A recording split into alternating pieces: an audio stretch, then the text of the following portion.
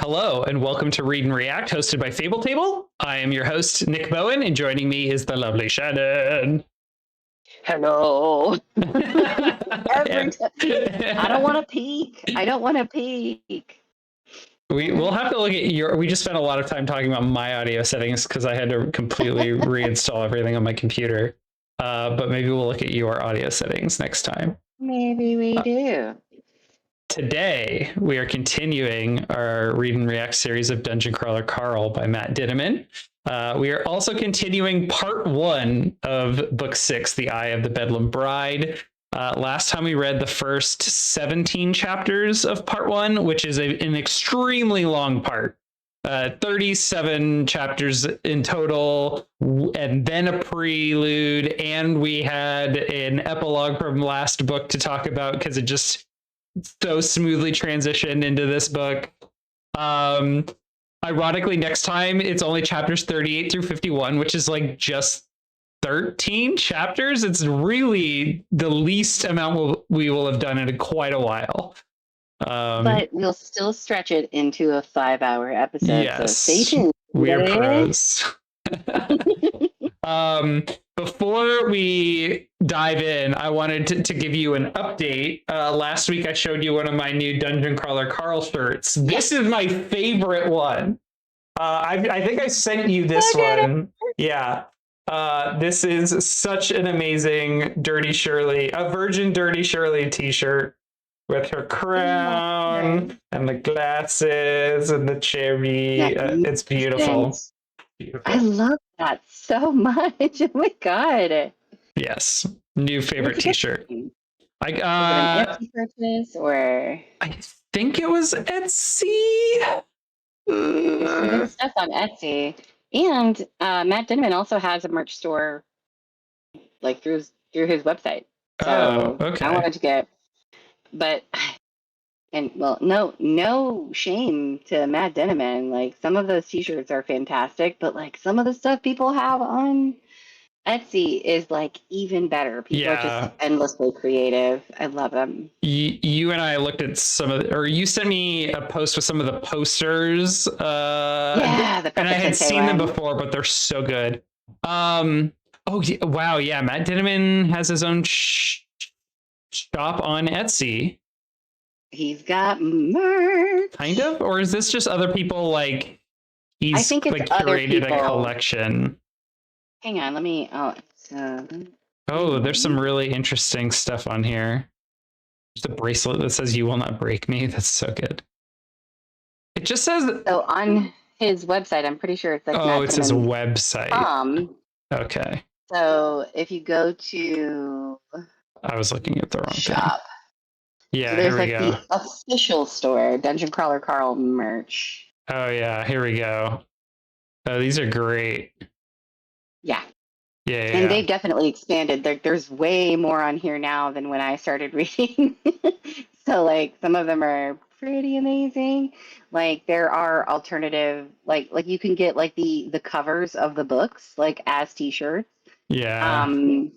There's like I think there's like hats, like beanies, stickers. There's like collections of like just donut.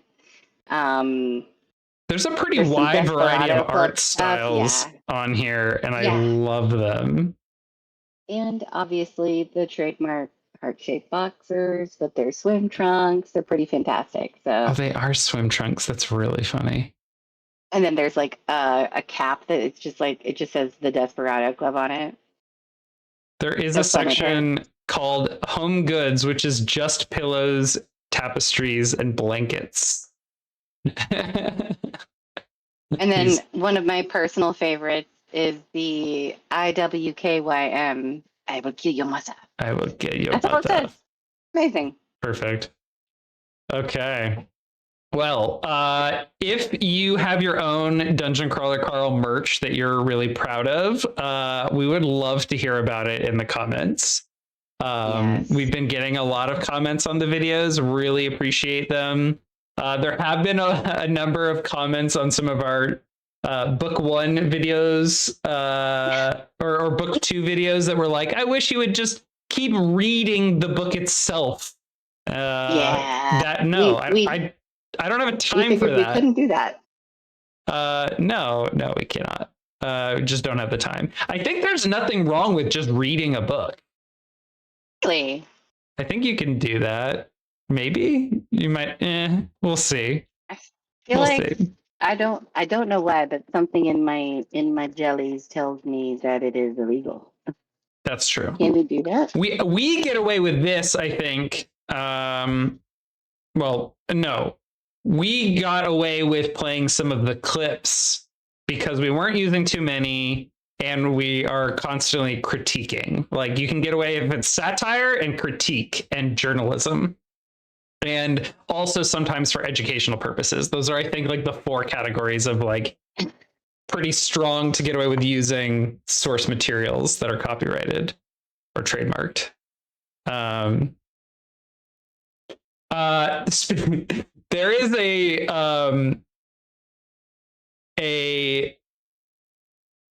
I think it's like a falafel shop near me, and it has it's called Baba Fresh, and it's written in the Baja Fresh like font and logo, except the colors of Baba and Fresh are inverted, and it's not Baja, it's Baba Fresh. It's very funny. Anyway, that's satire, and that's partly how they can get away with it. I think logos though, you have to be very careful not to overlap too much, or you are like using their brand. Anyway, love this stuff. Okay, chapter 18. They so just as a very quick recap, they're playing a trading card game on the floor. There's 3 phases of the floor. Phase 1 is like learn how to use the cards, go collect 6 totems. There are other like cards they can use that are like utility cards to do stuff. They met up with Paz, Anton, and Sister Ines. They were forced into a celestial thorn room where they had to choose between a bunch of bad options of supporting different gods. Katya reveals that she had the crown of the sepsis whore placed on her by Eva during their final confrontation, which we had just learned about in the epilogue of the last book. So they screw over the other 3 crawlers that they're with in Havana. One of them gets killed by their god that had ordered them to repair his shrine. Sister Ines runs away. Carl is cursed. Not before. Yeah. Putting a flag in one of her injured people, like one of the crawlers. She puts a flag in him and turns him into a card, like on instinct or something. And it's like they just kind of stare at each other, shocked, like, I didn't know that was going to work. That's fucking crazy. Yeah, I think the god kills Anton. Paz is left dying, and Paz is like, let me go. And she's like, no, morally judging him as like, letting yourself die is a mortal sin. So I'm not going to let that happen. Turns him into a card instead. And then Asahano, the former god of the plague. Exactly, who wanted them to repair his shrine. They injure him, turn him into a card, but then there's like a rebound kind of a thing. He like puts a curse on Carl for slugpox. And it is fucking nasty. It's disgusting. And literally where it ends, they're right by a club vanquisher. And they are about to enter the club vanquisher, which that's like it's part of their quest for Empress anyway. Or Carl's quest for Empress, and there's a healer in there that they have to get to. So yeah, he needs to go meet with the like supreme cleric, a guy named Pater Cole, for his Empress quest. He also now is like kind of linked up with the god that is being sponsored by Huan Shin Jinx, who is Audette's like mortal rival. We're going to learn a lot about that. Yeah, it's great. So chapter 18 picks up immediately after all those events with the shrines. As Carl is heading to Club Vanquisher, and this chapter is for all you smut lovers out there. Just as a not my smut, but okay. Someone out there is into it. Niche kinky smut lovers. Yeah, someone out there is into it. Or this is a chapter that Matt Dinniman is writing to like fuck with the smut lovers, because he's like giving them some really dirty, raunchy content, but it's not what they want. It's more uncomfortable than raunchy. So like the best part of like this well, there are a few amazing parts in this, but like one of the best parts in this interaction is like upon entering Club Vanquisher, Carl is like very clearly suffering from the debilitating curse of like slug pox, and like slugs are literally flying out of his skin and like pop, like they're like boils, and then he pops them, and then they like he crushed one under his foot. Another one fell off of his stomach and like latched onto his like leg, like under his boxers. And he grabs it. Oh my! I'm gonna read this scene. Yeah, it's amazing. Grabs it, yanks it off of him, and then throws it. And then what does the guard say? The goat man. I will read all of that because I cannot let us pass that entire scene. Okay, let's catch up to that point so I can read it. So Carl tells Mordecai he's on the way. Mordecai, we are quickly reminded that we have basically no information about Club Vanquisher. We have had access to so much knowledge from the cookbook and Mordecai, and we're, it's punctuated like there is nothing offered here by either of these sources because they have had nothing to do with Club Vanquisher. Which, I don't know, it kind of set this up to remind us like, we get something fresh and new, and we get to experience, Carl learning something completely new for the first time.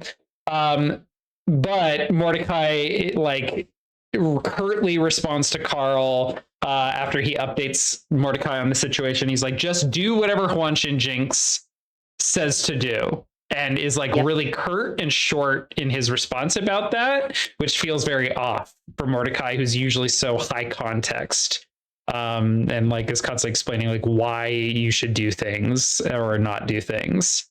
And we know, given Mordecai and Audette's history with Huan Shin Jinx from Mordecai's crawl, like that's where a lot of his feelings might be coming from. So he enters, his 10th slugpox pops out.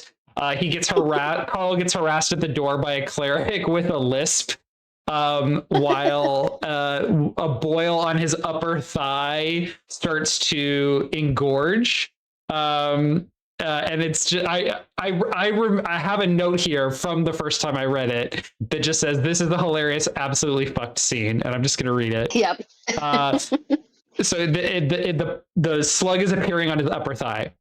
I scrambled for it, reaching up through the left leg of my boxers. My hand grasped the warm, slimy tail, and I yanked, but my hand slipped, and all I managed to do was fling a handful of stinking orange-hued slime across the vestibule and all over the cowering ram cleric's robe. I grunted in pain. I reached back in and grasped again. This time I got a good grip. Fuck, I cried as I ripped it out and flung it. It hit right over the head of the open-mouthed ram and slammed into the stained glass window where it exploded, showering gore everywhere. Thankfully, the window did not break. Did you just rip your dick off and throw it at me? I'm gonna do it again if you don't let me in. Such a great scene. But like leading up to that point too, because like the one on his thigh is like growing, it looks like his shorts are tenting from an erection, and it's just fucking hilarious. Like everything about this scene is fucking hilarious. But like poor Carl. Poor Carl. Holy shit. Oh my god. But yeah. Yeah, he's just in pain. He's just trying to get in. He's getting harassed by some dude with a lisp, which I feel uncomfortable thinking about how like this scene is just all the better for the fact that it's a guy with a lisp that's Absolutely. obstinately standing in his way. And, you know, there's nothing wrong with having a lisp, but it just And adds to there's the. something really wonderful about like Jeff Hayes doing like the goat's bleat where he's like Honestly, he probably did this to fuck with Jeff Hayes. Like that I is the mean, only reason I can see. I very, very likely I just God, I love Jeff Hayes so much. But anyway, I'm sorry, continue. Yeah. So he continues to be impeded, but then Pater Cole arrives, tells that cleric, the goat guy who is obstructing him, to fuck off. Which like the fact that this is Pater Cole, who we need for the quest, the fact that he is letting Carl in, and that he tells this other guy to fuck off, just endears us to this character immediately. Oh yeah, immediately. And we learn that he is the High Cleric Supreme. And he starts leading Carl through the Club Vanquisher, which I do have. My third shirt that I got is a Club Vanquisher shirt. I actually maybe should have worn that one for this particular recording in hindsight. I'll wear it next time. We then, so as we're being led through, we kind of get a quick look and description of what Club Vanquisher looks like. I wrote down kind of 3 descriptions. I wrote fancy ski lodge, country club, gentleman's club, because people are really snobby. They're like drinking alcohol while playing chess, even though this is like a faith-based institution, supposedly. You know, so it's not, you know, super, you know, like. I would also go a step further and say like non-denominational like church with just like stained glass windows and like like places of worship for like what like anyway, it's like it's where worshipers go to pay homage to their gods. And it is, you know. Thank you, Tamara, for the Nova Bone. Here, Nova, come here. Tamara. We gotta redeem that.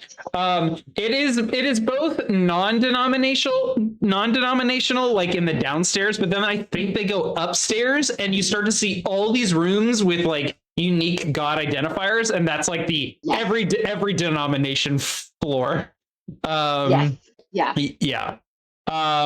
So we get this quick look around. We get the description of Pater Cole, which is really interesting. It talks about like his duties as, you know, the High Cleric Supreme of Emberis. And the end of the description, which is great, says, as a worshiper of Emberis, you'll be required to kiss his ass. But first, there's a custom he must perform on you. Oh, yes, ... A custom. Oh, yes, which is very concerning and confusing. They go into like go ahead. No, I was gonna say, like, and the voice that Jeff Hayes reads it in is like it's described as the AI becoming like, it's a really brief description of Pater, but then it's also like he's getting like more and more excited, and he's like kind of giggly by the end of it, and he's like really excited.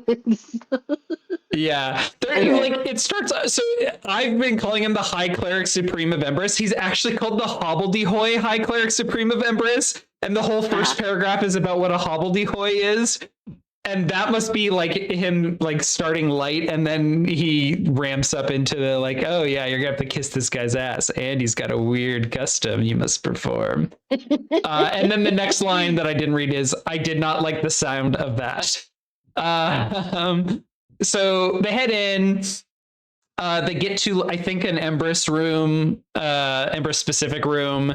Pater casts a spell that suppresses the slugpox. That is a very important detail, that the slugpox gets suppressed here and paused as we move into the rest of the scene, which is that Pater begins giving Carl a foot massage in the High Temple of Emberis.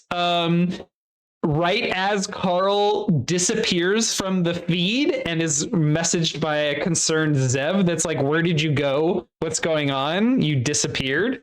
And then Pater starts to give Carl information for his next Empress quest to figure out what happened to Empress's son, Garen. There's a lot of speak in there and details of note. He mentions the Apito memorial crystal that I think Osvaldo got at the end of the Butcher's Masquerade. And we remember that memorial crystals only appear when gods are killed, and yet Pater Cole says, but also Apito is not dead, which is like a major weird contradiction and just creates this huge mystery of like what is going on with Apito and Garen. He also then states that Katya and Donut each have an item that is relevant to this Empress quest. The only two items I can think of are Donut's enchanted anklet of the fallen oak, which comes from the third floor. Doomsday. Yeah, from Doomsday. Yeah. And it's the one that they picked off of Batista's family member that had like no description on it other than it's of the fallen oak. And the militia group thought that Donut was the Apito Antichrist and called her the Oak Fell. And that's all we know about that right now. And then the other thing I can think of is the Nekhabit, I think that's how you pronounce it, crossbow that Katya took from Hekla. Mm-hmm. And we got a lot of description on that item and talked about how Nekhabit hates Apito. Nekhabit is an old god, and then when the new pantheon showed up, Apito was like the head of that. She is the mother of the new gods. And basically the elves all decided to worship Apito instead of Nekhabit. And so Nekhabit has it out for Apito, which might feed into the storyline of what's going on with all these gods, but at this point we don't know everything or anything. Also worth noting that like that upside down tree that we saw in the Butcher's Masquerade was dropping like little acorns as from an oak.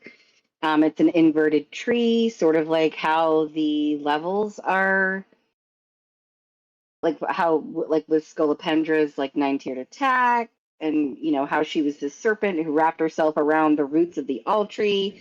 So yeah, it's all kind of tied together. We keep seeing like I grabbed the other t-shirt, and it is the all tree, the upside down oak all tree. No. Well, so Apito is the oak mother, but then there's also the all tree, which is separate, but they're strongly linked, and I don't think we know that yet. All the details. I was actually messaging Spilo about this the other day. It's all kind of there, though, even though we don't necessarily have like all of the information. The fact that it drops acorns, right? That's kind of you know, it's an oak tree. Yeah, it's the all tree from the oak fell. I don't know. It's like there's a lot going on there. So it's all tied together. We just it is all tied together. Yes. This might be a bit of a spoiler. It's not a huge spoiler, but I'm going to bring it up now because I think it's important. So the anklet of the fallen oak refers to the oak fell. That's what they called Donut. The oak fell.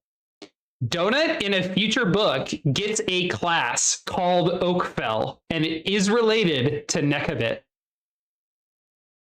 Awesome.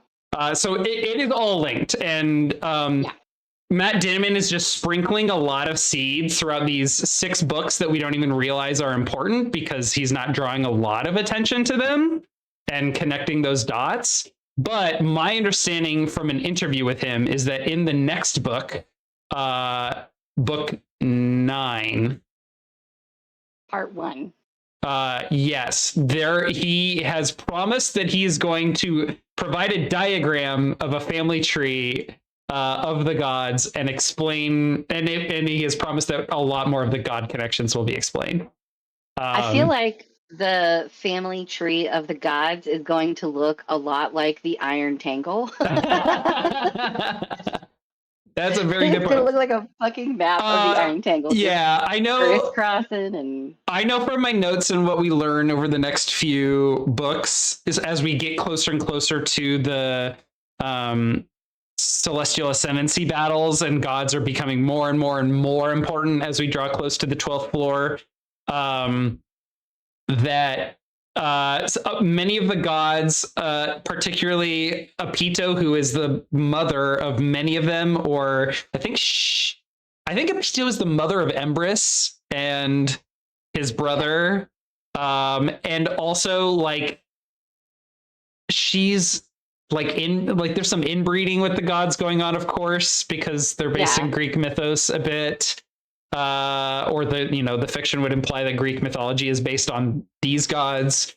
And I think at one point we learned that Apito did something with the all tree to create other gods and creatures, and so like that's why they're different, but also the oak tree is a part. It's all confusing and fucked. So what you're saying is that Apito is like Lady Zeus, and she's just fucking everything. She is, including a tree, she which got horny for a tree, creating another god. Actually, I think maybe her union with the all tree is what created that really fucked nature god. Oh, no, the nature god from the last book. Duata, yeah. Anyway, we'll move on. But it's all very interesting, and I know it's all going to come together beautifully. And there is a lot more we learn over the next few books, and still we don't get a full picture even after all that.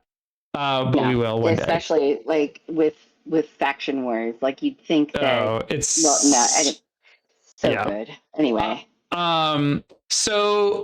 So we get these details like just pouring out of Peter Cole's mouth as he's massaging Carl's feet, and Carl starts to put some dots together and is a little concerned. So he tries a little test, and he's like he says something along the lines of like he says, "I had a terrible suspicion and I decided to test it. Zeb is worried because I've disappeared off the feed. He says this to an NPC." And Peter Cole immediately responds, "You'll be back soon enough. Worry not." Part of this conversation will make the feed. The viewers will have the context for the quest. And Carl thinks, holy shit, this is the AI. The AI is controlling Peter Cole. So like, the AI is, I don't know, it's really weird because like the AI is having him still do the like what we would expect from the NPC of advancing the quest and providing the information, but he's possessing it so he can have this interaction directly with Carl's feet. This moment with Carl's feet. Absolutely. And the best part, well, not the, it's all the best part. One of the funnier parts is that like as he's rubbing his feet, and then he groans, all of the other like clerics that are in the room of the Undying Sun are like right alongside of him. And it's fucking so uncomfortable. It's like a creepy, slow burn of realizing that there's a possession/hive mind thing going on with the AI and the NPCs. It's really weird. And so he jams his toe. Well, he asks the AI, "Why are you doing this?" And the AI responds, "We all have our roles and our limitations." And he says this a couple times. We all have our roles and we all have our limitations. And this is not the only time the AI is going to say this exact quote in the series. So I'm highlighting that right here. And then he continues to repeat these sentiments and puts Carl's toes in his mouth, at which point they all start groaning. It's hilarious. It's so gross. It's super fucked. Carl like begrudgingly lets this happen because he knows the AI has all the power in the world over him, and he needs to be on the AI's good side for a lot of reasons. So he just kind of lets it happen. He says, "Thank you. Let's go to the healer." And And then Peter Cole comes out of the trance. Presumably the possession ends and the AI disengages a bit. I mean, the AI is always there, but the AI disengages. Carl and the entire floor, or is it Carl receives this boon, or Carl receives what is called a floor boon from Empress for visiting Peter, and every step that he takes on the floor will be marked. And if he reaches 5% health, he has the choice, or if he dies, it will happen. Detonate. Every step he takes will be set on fire. Yeah. Wow. Okay, cool. What are you up to, Matt Dinniman? What are you doing? Thank you, Empress. Thank you so much, Empress. What a delicious gift. No, this is Matt Dinniman putting a Chekhov's gun in play. Why is this happening? And it's going to happen this floor. It must happen. Okay. We then cut to Carl back in the safe room where he tells everyone that he was cured of his slugpox and that it cost 10,000 gold. I'm going to say this right now. This is a lie. Oh, that happened? Yeah, obviously. This is a lie. I noted that Peter Cole suppressed his slugpox and then he told everyone it was cured. We did not see that. This is a lie. Yep. And it's not going to pay off until much later, but I'm noting it now. This is great because it left us, the reader, just being like, okay, great. That was easy, I guess. Expensive, but easy. And it feels genuine because Donut's immediate responses are like, that's so expensive. Like, you're spending so much money. Anyway, and then we just move on from that very quickly, which is nice to sell the lie to the reader and all the other crawlers. And then right into the discussion with Katya in the safe room, which is like very heavy, and they have to explain to Donut. So now at this point, Mordecai knows. At this point, Carl knows, and Bautista knows probably as well. The only person that they've been keeping it from is Donut at this point. So they're doing like a sit down, like heart to heart, like family around the table kind of a discussion, and it gets real heavy.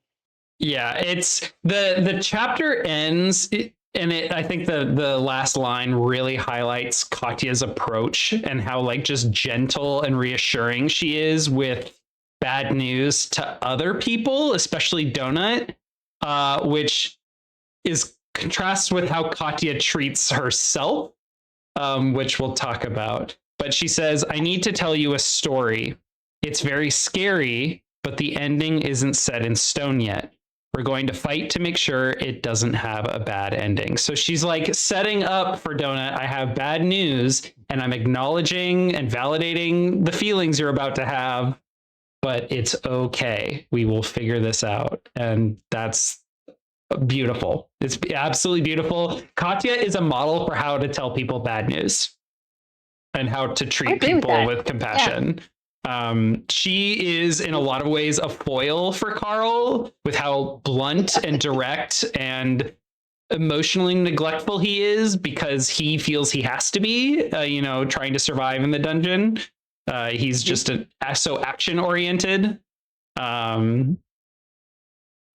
Anyway. So chapter 19 deals with the entire conversation here. They spill it out. Donut's freaking out, but Katya continues to remain gentle and reassuring. She explains that she has a plan. Got a celestial box? Yeah, she got a celestial box from way back when she first used the Gate of the Feral Gods. She received an item. It's a box. It's related to the Nightworm, which immediately sets off some red flags for us because we know the Nightworm is bad news. The Nightworm is the same, I don't think a god, but just figure related to all the divine suffering items and the Guild of Suffering.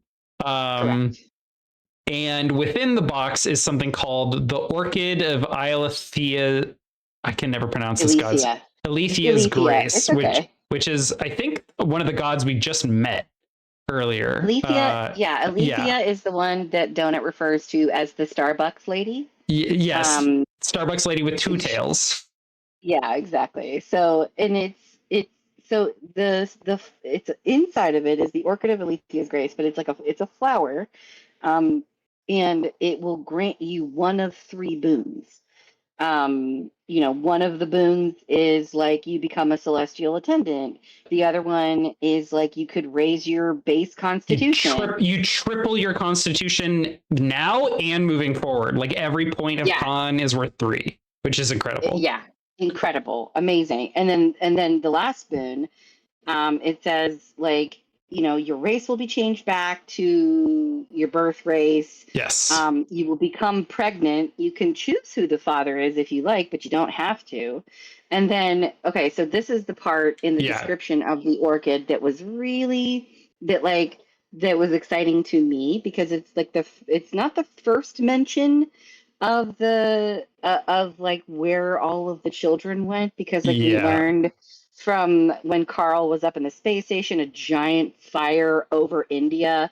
And then we learned here, it says, warning, due to the current season's rule set, receiving this boon will render you ineligible to continue within the game. You will be disqualified and exported to the Kinder facility located in the former city of Mumbai, India, on the surface of the planet. You will lose all future benefits of participating in Dungeon Crawler World Earth.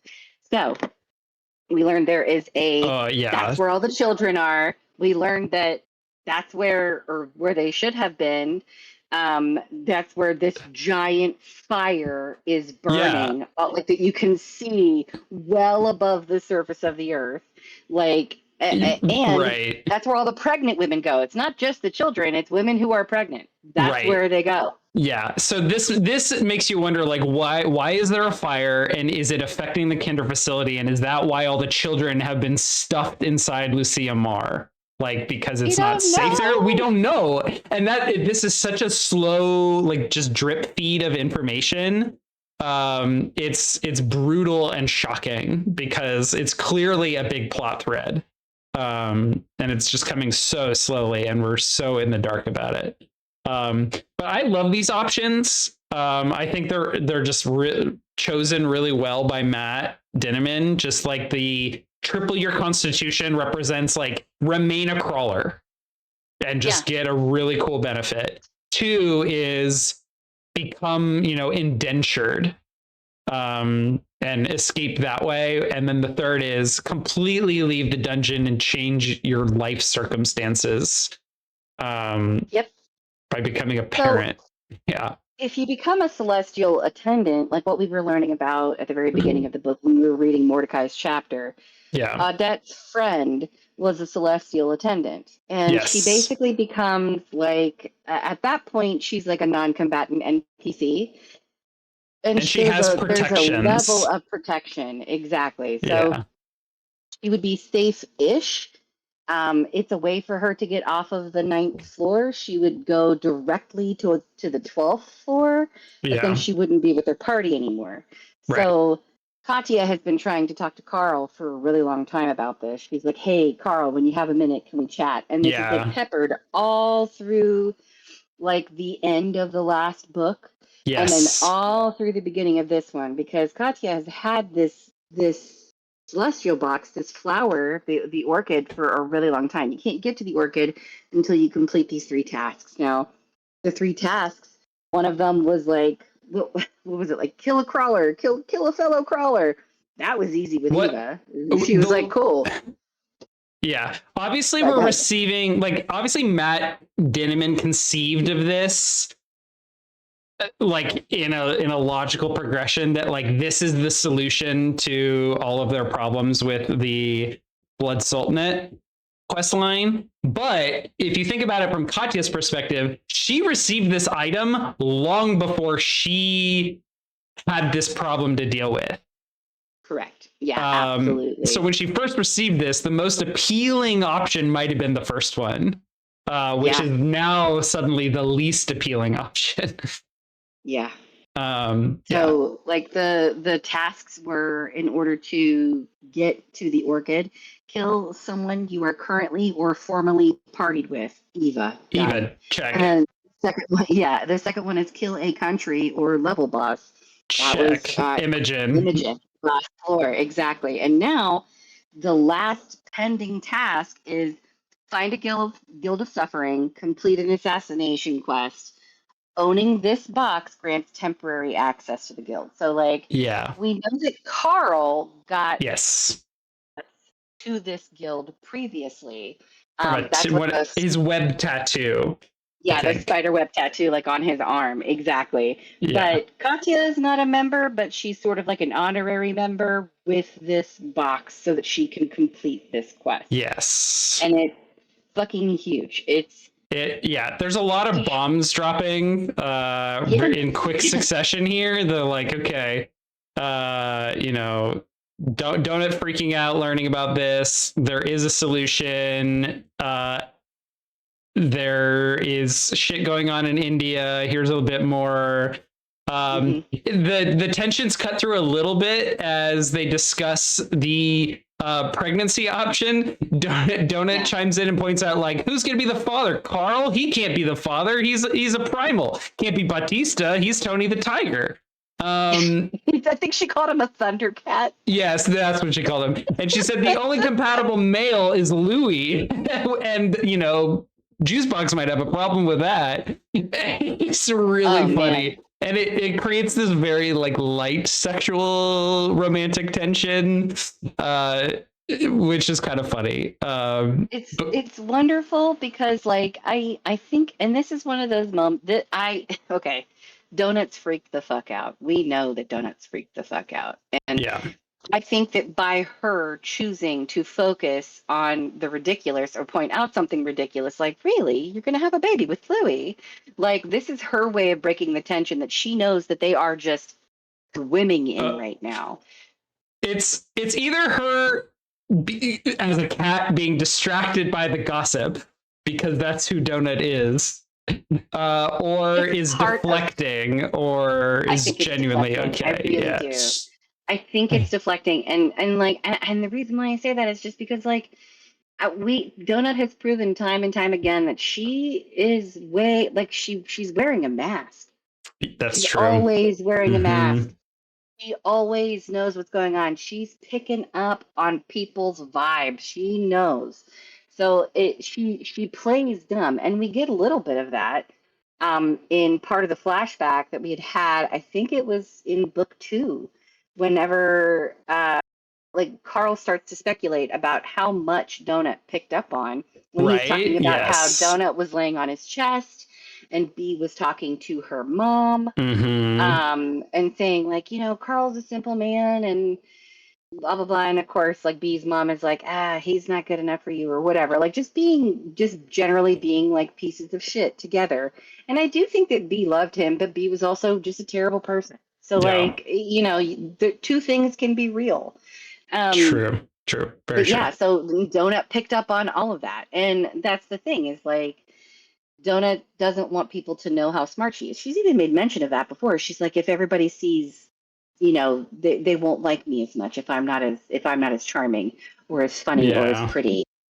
And that's very much a mask she wears. So she's completely aware. And she says break the tension, and then she'll talk to Carl for real later. Yeah, and it is really sad that even in front of all of these people that she trusts and loves in a safe space, that she is still wearing that mask. We do that with our friends, don't we? That's true. That's a good point. That doesn't diminish what you said. Two things can be real, right? I do that with my friends sometimes. I don't tell them the whole truth of everything that's going on or what I'm feeling, because sometimes you just don't want to be sad anymore in that moment, and you just want to laugh about something. You want to feel good for 5 seconds, and then you can go back to. And they indulge her. They entertain Donut briefly. Donut gasps, or maybe Lee Jun. Can you imagine having Lee Na as an aunt? Nobody would ever bully you. It's very funny. Lee Na is so scary. I love her. And how does Carl react to Donut deflecting? Carl remembers something giving him a chill. He remembers Swan Shin saying, I will make certain you survive until the 12th floor if you follow my deal, where you and Donut and Katya will help me claim the celestial throne once and for all. Carl now remembers that Huan Xin's intent is for her to choose the second option, to become an attendant. She is not intending to let Katya exit the dungeon or triple her constitution. We get more discussion about these options. They particularly talk about like the pros and cons. Like they learn from Mordecai some of the pros and cons of being an attendant. And they just start to discuss the ascendancy battles a little bit, as well as the faction wars a bit. And they talk about like the benefits of winning them. Apparently there's a big cash prize for winning the faction wars. But for then the god or sponsor of a god that wins the ascendancy battle, they get bragging rights, mostly is the big deal, but also a 10-season seat on the Crawl Council, which gives a lot of power. And so that like fills in some of the motivation of Huan Xin Jinx. We then learn from Mordecai a bit more about Huan Xin. She is the CEO of a habitat structure corporation. We had previously learned about all of these hunters and other people who are struggling to be able to afford habitats and basic, oxygen, like water, food. Exactly. So it sets up Huan Xin as like someone benefiting and like someone with a lot of power and authority over the machine that is so abusive. And she's bloody rich. She's like if Disney and Walmart made an even more evil baby. And that I guess Mordecai describes like her wealth as like when governments are in trouble and need a loan, they go to fucking Huan Xin Jinx. Yes. Like that's how rich this bitch is. Yeah. So she doesn't do it for anything as base as money. She's doing it for power. Right, exactly. And we learn that I don't remember if it's here we learn, I think maybe here and later in this set of chapters, we learned that she's been out of the game for a little while. She was like banned due to the insider trading stuff that was happening with her and Audette and other stuff that she had done. Like she got caught and kind of, slap on the wrist. And this is her first season back, which, feels very like, fleshed out and fun and interesting. And like, it's like, this is why this is her moment and her moment with Audette and why this is suddenly coming into focus within the, history of the fiction right now. Which feels interesting. Mordecai states how much he hates Huan Xin Jinx. But that the last time anyone crossed her, his brother got killed. And that they shouldn't, like, he is afraid of her. Is basically what is not said, but is coming out of this is Mordecai's like, just do what she says. She is so powerful, and she is controlling a god, and she is going to use and abuse you all unless you do what she says. And then they move on. They talk about the box and learn what we already discussed about, the locks and the tasks and the assassination quest. It's really creepy. Katya cannot tell anyone about the quest unless they are a member of the guild. So she can only discuss this with Carl, which creates this kind of like micro quest that's just the two of them having to deal with, which is nice, fun tension. They can't rely on other people's skills and expertise and helping hands. And she hands him a document made of just skin that pricks his finger and uses the blood as ink. It's just like super gross and sinister and reminds us like just how awful the Guild of Suffering and the Nightworm are. And like he then reads it about like the assassination job. We learned that the target is Astrid, the blood mage fairy, who's the assistant manager of the Desperado Club. Of note, and it makes perfect sense. The document also tells Carl that he can kill Katya to claim the quest reward for himself. More PvP bullshit. One of my favorite parts of this little exchange is Katya's like, well, like trying to say like, yeah, well, actually, I figured out how to get in there because of Donut. Like, who else do we know who has a tattoo? And we learned that one of the strippers, Damascus Steel, has Hmm. he's a member of the Guild of Suffering because he's got the same like spiderweb tattoo that Carl does. And Right. Donut's like the whole strip club is a front for the Guild of Suffering, and Donut goes, "What? Never told me this. This is an outrage. Why would a stripper lie to me?" I actually Right. laughed out loud when I read that. I was like, that's fucking hilarious. Oh, Donut, That you that sweet summer particular child. quote, "Why would a stripper lie to me?" is on one of the T-shirts on the Matt Dinniman shop that we looked at earlier. It's so funny. Oh, it's It's like that's like the so best thing. quotable. It's just, oh, it's so funny. I was like, oh, Donut, you sweet Yeah, baby. apparently the entrance to the Guild of Suffering is in the Penis Parade on the top floor of the Desperado Club, which we've learned about some of the like hidden passageways previously. There's apparently more, and we will learn Mhm. later just how much. Like it is more than half the club is like hidden Yeah, passageways, which gives Carl a sudden appreciation for having met the guy who designed it. And it's really funny.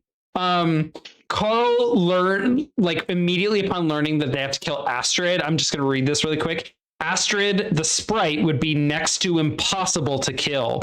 Even attempting to hurt her would bring every guard in the Desperado Club down on our heads. But what choice did we have? If we couldn't pull it off, Donut and Katya would be forced to face off against one another. It's the state. It's reminding us of the stakes, but stating the obstacle we must overcome is next to impossible, and just really sells us the tension.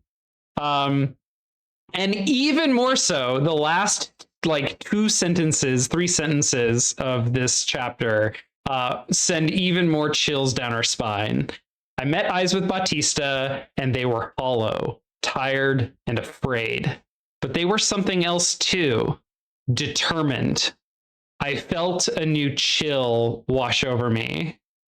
Uh, this lands really hard because we are constantly reminded that Carl will do anything and everything to protect Donut.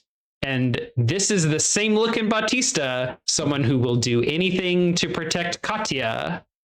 When push comes to shove, what is going to happen? Batista represents a potential threat now, yes. and that sucks. Ugh, I hate it. It's great. I love it. So I good. love how much I hate it. I hate how much I love it. Okay, so then we move into chapter 20. This one's a pretty quick one. Carl and Donut kind of debrief one-on-one briefly, and then they zoom out and refocus on Havana stuff. We learn that from Zev that Audette has arrived on Earth and plans to meet them in a few days. They then hilariously confront Mordecai, who once again, there's evidence of something weird going on with whoever he has hired as an attendant. Well, he's covered in really bad makeup. And Carl has like this moment where he realizes he's laughing harder at this than he's like laughed in a really long time. It's really cute. Are you laughing at the link you just sent me, or are you laughing at Mordecai? I'm laughing partially at the link, but also about Mordecai looking like a drag queen, not knowing how Yeah. to like do his lipstick and mascara. Well, I don't think It's he both did pretty it. I funny. think he let children do it on Yeah, they were him. playing. Yeah, but that's They how were he playing. looks. They were But playing makeup. yeah, They yeah, learn. They confront Mordecai as they're laughing, and he's like, "God damn it! All right, I have to level with you all." There were some extremely vulnerable changelings, like the worst compression sickness ones. I hired them. Yes, I've been stealing money from you all, but I had to do it. And it's just the cutest thing that he's like defending his actions to the people that like like care the like Carl's least. gonna be like, yeah, like Carl's gonna be like, no, kill him. Like, of course he would have Of been like, course. dude, you could have just asked. You didn't have to hide it. But like Yeah. he's, you know, he's got big feelings. Yeah, Oh, it's Mordecai. really cute. We even learn in chapter 21, which we'll get to, but I'm just going to state it here. We learn that the rights, so they cannot stream Mordecai because he's not a crawler. The AI will not let them, but Bowen has sold the rights to the story and idea of Mordecai with a bunch of children, and the manga's likeness to another company to produce a Lifetime like movie or TV series. The dungeon versions of a Lifetime movie Yeah. about Mordecai caring for like the kids with compression sickness. Yeah, So much. it's really cute. There's one little detail that pulls me out of it and kind of bothers me, and that's the fact that I thought the viewers could not see Mordecai.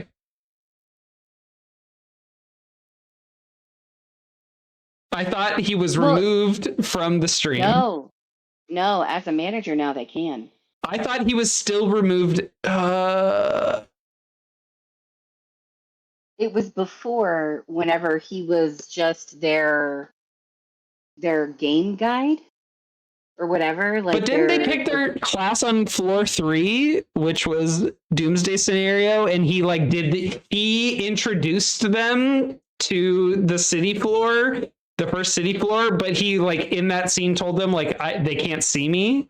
Anyway, I thought that was like, so but that's the thing is like I think. Is it just something? Well, we know that Zev can see in there. Maybe it's just the people, like the press people, or is it everyone is watching? Like it's a soap opera? Because I think it might just they're trying to.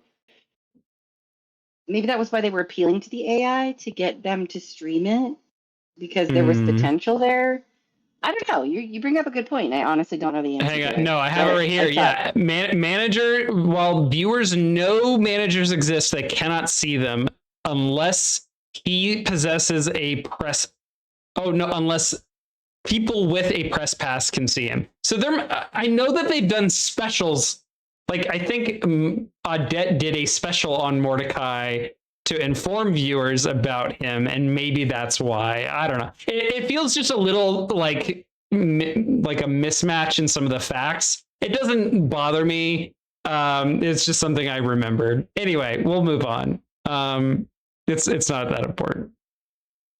It's just anyway. Chapter 20 is really cute. Mordecai is cute. I love it. There's one particular line when he's like reacting to the fact that like he couldn't tell that he had bad makeup on. He's like, I hate it when I'm a Cyclops. I have terrible depth perception. Because he can't see his own reflection in the mirror either. Yeah, and it's like, yeah, he's done this. He's had this problem before, and he was ignorant enough to think it wouldn't be a problem, or that he could just ignore it. It's very funny.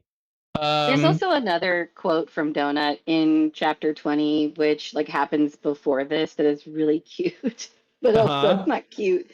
There's also like another like little quote from.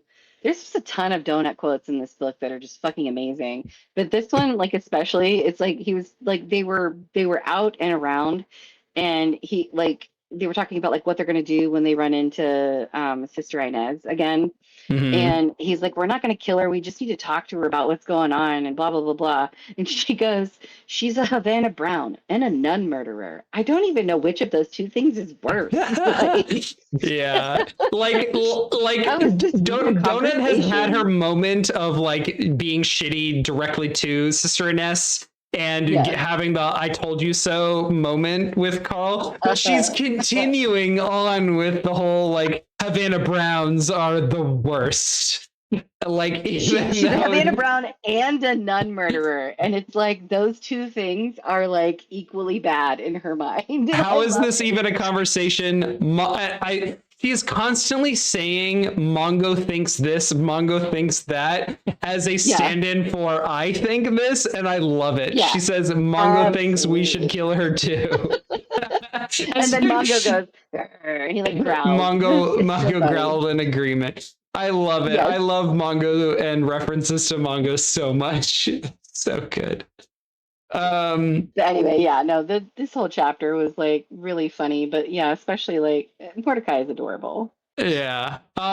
It's worth mentioning at the front of the chapter, there's like this is the date, December 15th. 3 of 6 totems collected. We are reminded they need to collect 6 totems before phase 2, which is in 8 days, 1 hour, blah, blah, blah. Moving on.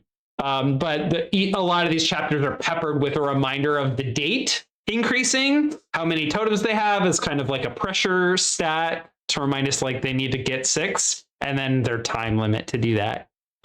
This is all building up to Christmas, by the way.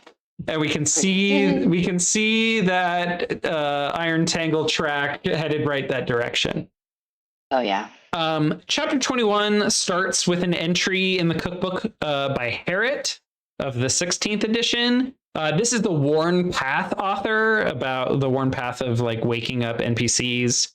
It's a very brief entry, like 2 sentences long, that's like, I wonder about the long-term effects of, NPCs, on these floors with much longer timelines before the NPCs get destroyed or put back in storage or reset or whatever. What is the impact going to be? Tea that steeps too long tends to take on an unexpected flavor. I do love these entries from the cookbooks. They're always so pointed. I love it. The foreshadowing, it's just, oh, what a nice detail. Yeah. And then, surprisingly, we get this entry about NPCs like who've been awake I'm going to say awake. I've been using that term. I'm just going to keep using it. Yeah. Awake for a long time. And then we cut to the production facility where there's a faction war meeting. What the fuck why are we learning about NPCs? Like, who cares about Harriet's entry? Carl and Donut attend their first faction wars planning meeting. They do not go through a security check this time. They are treated like faction leaders are treated, which is very interesting. But we will soon learn that they're not actually in the same room with any of the other faction leaders. They do become in the same room with one character of note, which is really interesting to note that they were not security checked right before meeting this character in person. They do meet Zev, who is overwhelmed with the logistics. She's like talking about how all these ships are now arriving at Earth in preparation for faction wars and Celestial Ascendancy and other like late game crawl stuff that happens on site. Zev like warns them that they're going to need to pick their adjutant, which is basically a like an advisor slash impartial referee that will even call fouls on them, but is otherwise an advisor for the faction wars. An advisor who is usually someone who is like a famous personality like Audette, because they're meant more than anything to provide color commentary, sort of like what's his name, like Kevin and the Incredible Trent or whatever from those are the shoutcasters of special boss battles. Yeah, they're really funny. It's sort of implied that adjutants will also be doing things like that and providing like fun commentary while trying to get them advice for the most entertaining show. They both provide advice. But then are impartial referees, but then are also people that are going to get like called into interviews for the entertainment factor. It's very complicated, their roles, even perhaps more complicated than being a liaison. But it's a very interesting position of power and authority, and also a great like new type of role that our characters will have to interact with. We also learned that part of the reason why Wan Qing Jinx is so interested in, having Katya be the celestial attendant is because Audette will likely be around for like the celestial ascendancy on the 12th floor, and the protections will have been turned off because it's one of the things that they're petitioning for at this point. Right. And Wan Qing Jinx sees this is an opportunity to get her revenge. Yeah, she wants revenge. Yeah. So we know that because of Huan Xin's deal, that Carl needs to pick Audette as their adjutant. Zev is like, hey, you're gonna have to pick one. I'd recommend against picking Audette because of her personal conflict with Mordecai. That's great. That's a very good point. But we know Carl cannot abide by that warning. Um, we get another update from Zeb that the Volte, who took over the crawl and were really hands-on and overbearing, are suddenly now distancing themselves because of how things are going. They want to not look like all the mistakes that are going to continue happening are their fault, because they are the next host of the crawl. Yes, they're taking over this one, but they're also scheduled to run the next one.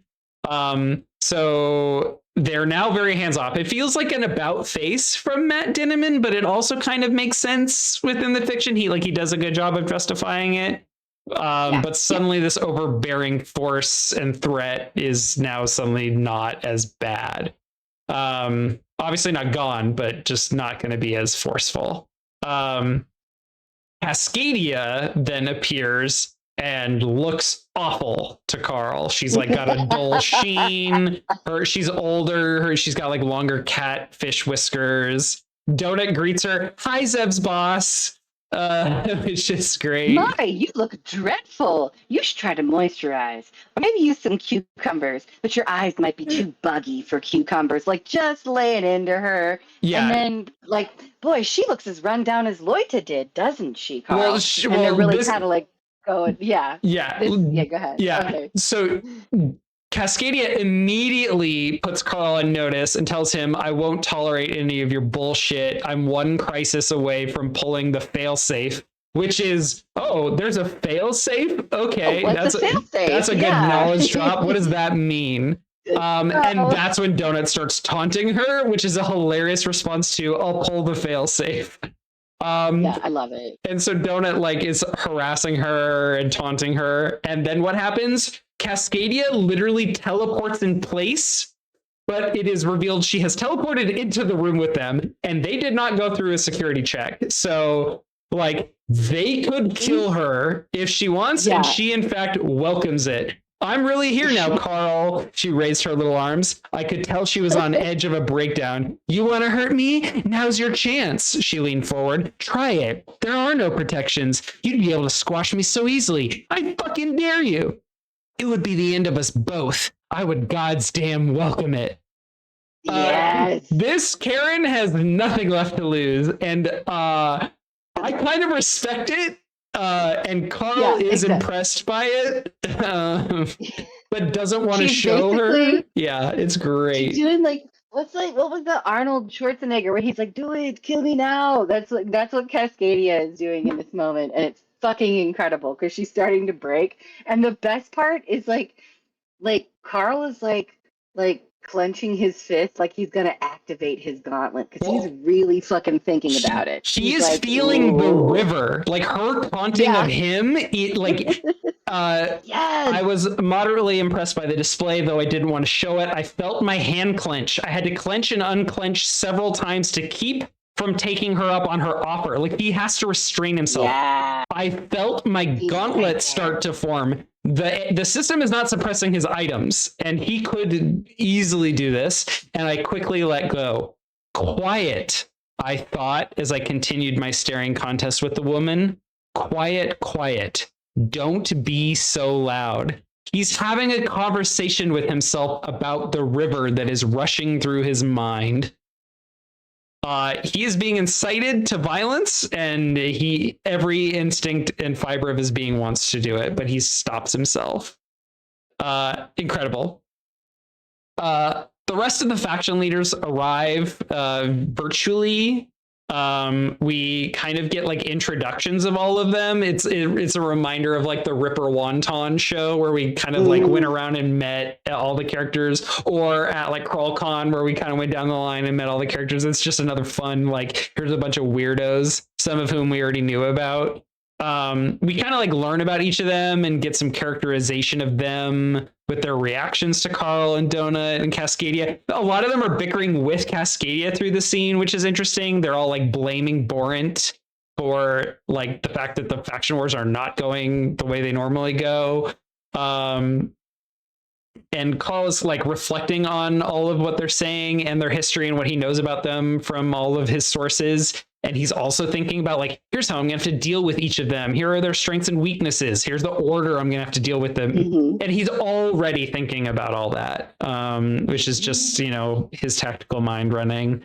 And as they're all discussing, suddenly one of their heads falls off. I think it's the guy from the Operatic Collective. Yeah, he regenerates. Yeah, well, they all regenerate when they die at this point in the faction wars. But one of their heads suddenly falls off, which is shocking and confusing. And Cascadia's reaction really sets the tone. Not again, she says. Not again, yeah. And suddenly another, like, I think what they are, oh, maybe it's not the Operatic Collective. Maybe it's one of the elf people. I don't remember which one it is. Oh, yeah. I think it's the elf guy because she's standing behind him. Yeah, there's another elf standing behind. Yeah. No, it is the Operatic Collective because when he met the elf leader, he was like really composed and almost kind of like bored by this whole thing. But then like Juicebox shows up looking like his mom and he loses his ever-loving mind and he starts screaming at her. Yeah, I think it is the Operatic Collective. Yeah, this is or one of the other ones. This is Juicebox, which isn't revealed in the scene for a little bit, which is great because we're like, what is going on here? But Juicebox states, well, he'll respawn at sunset and is like, hey, boys, addressing Carl and Donut. I don't know why she says, hey, boys.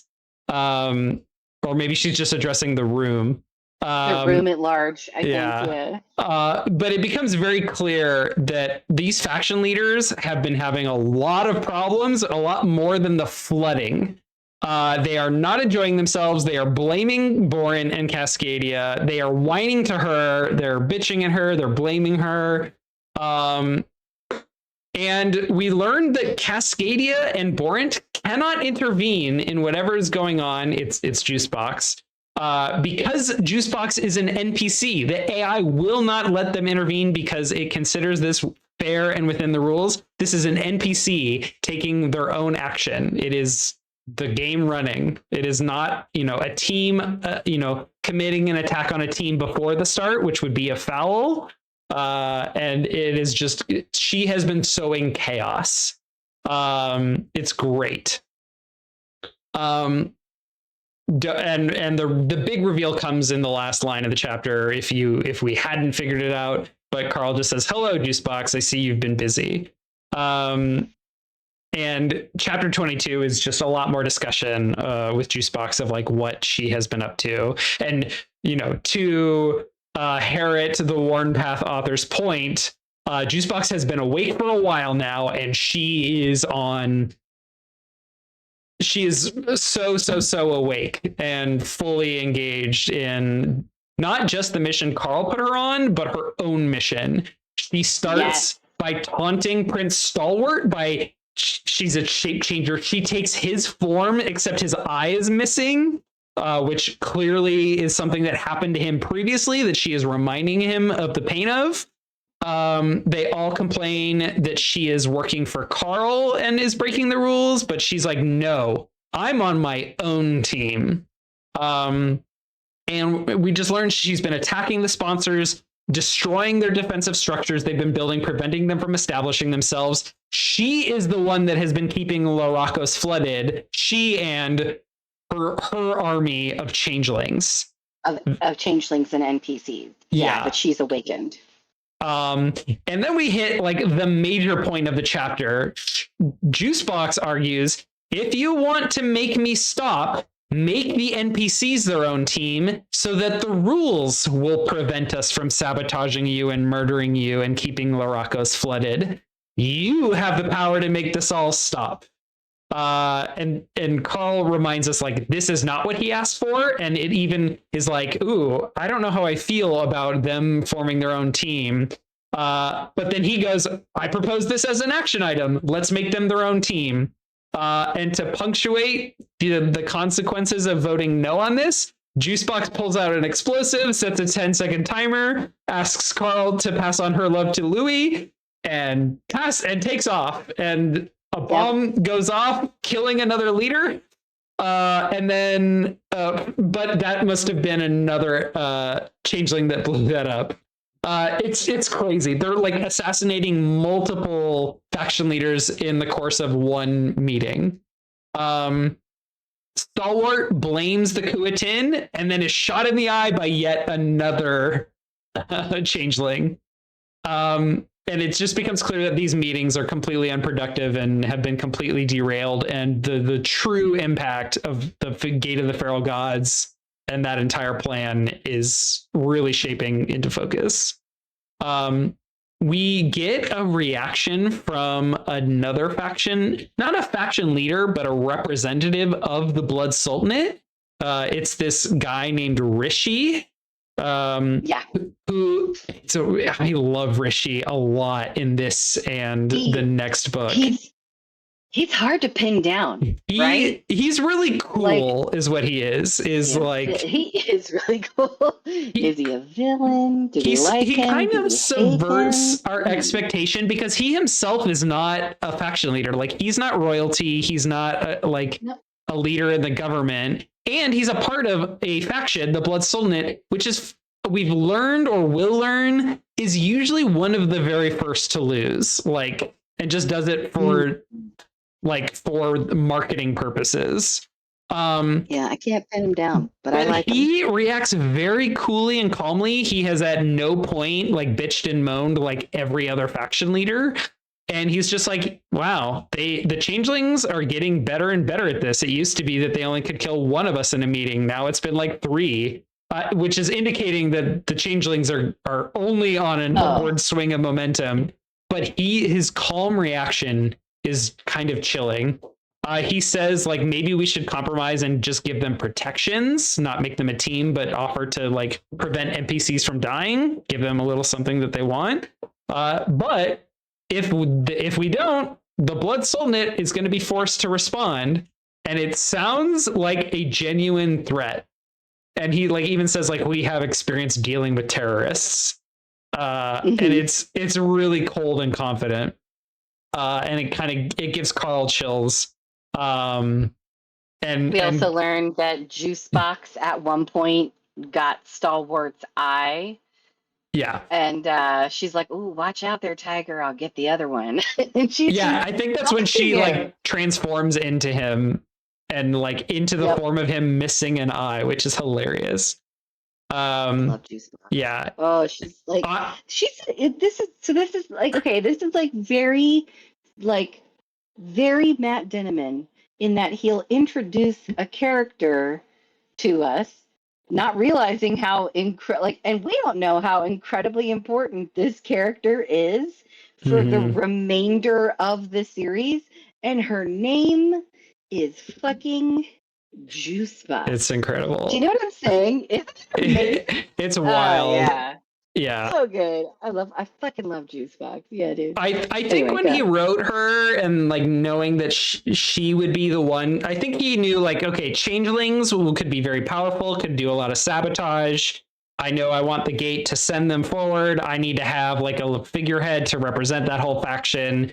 I'll make it a stripper named Juicebox because that's hilarious. But I don't think he quite knew how incredibly impressive of a character she would become. It's really great. He's a pantser. He's just pulling it out as he's going, and I love it. So it's really good. Carl, so after the meeting ends, Carl meets up with a bunch of his allies at the Desperado Club. He and Katya start to kind of plan out their assassination attempt and start to make a little headway with their plan. Nothing specific. Lauren gives Donut a new totem called Uzi Jesus, which is right here on the cover. Jesus. Oh no, that's she. Oh yeah, Uzi Jesus. He's perfect. Jesus. And the best part is when he introduces himself, they look at the card and they get the description. He's like, "I am the way, motherfucker." I am the way, motherfucker. some of the fun like little stats on the card is that he's an undead healer, which is really funny. Jesus who came back from the dead. A couple of his abilities are really funny too. Blood into lead, like water into wine, blood into lead, and then bullet hell.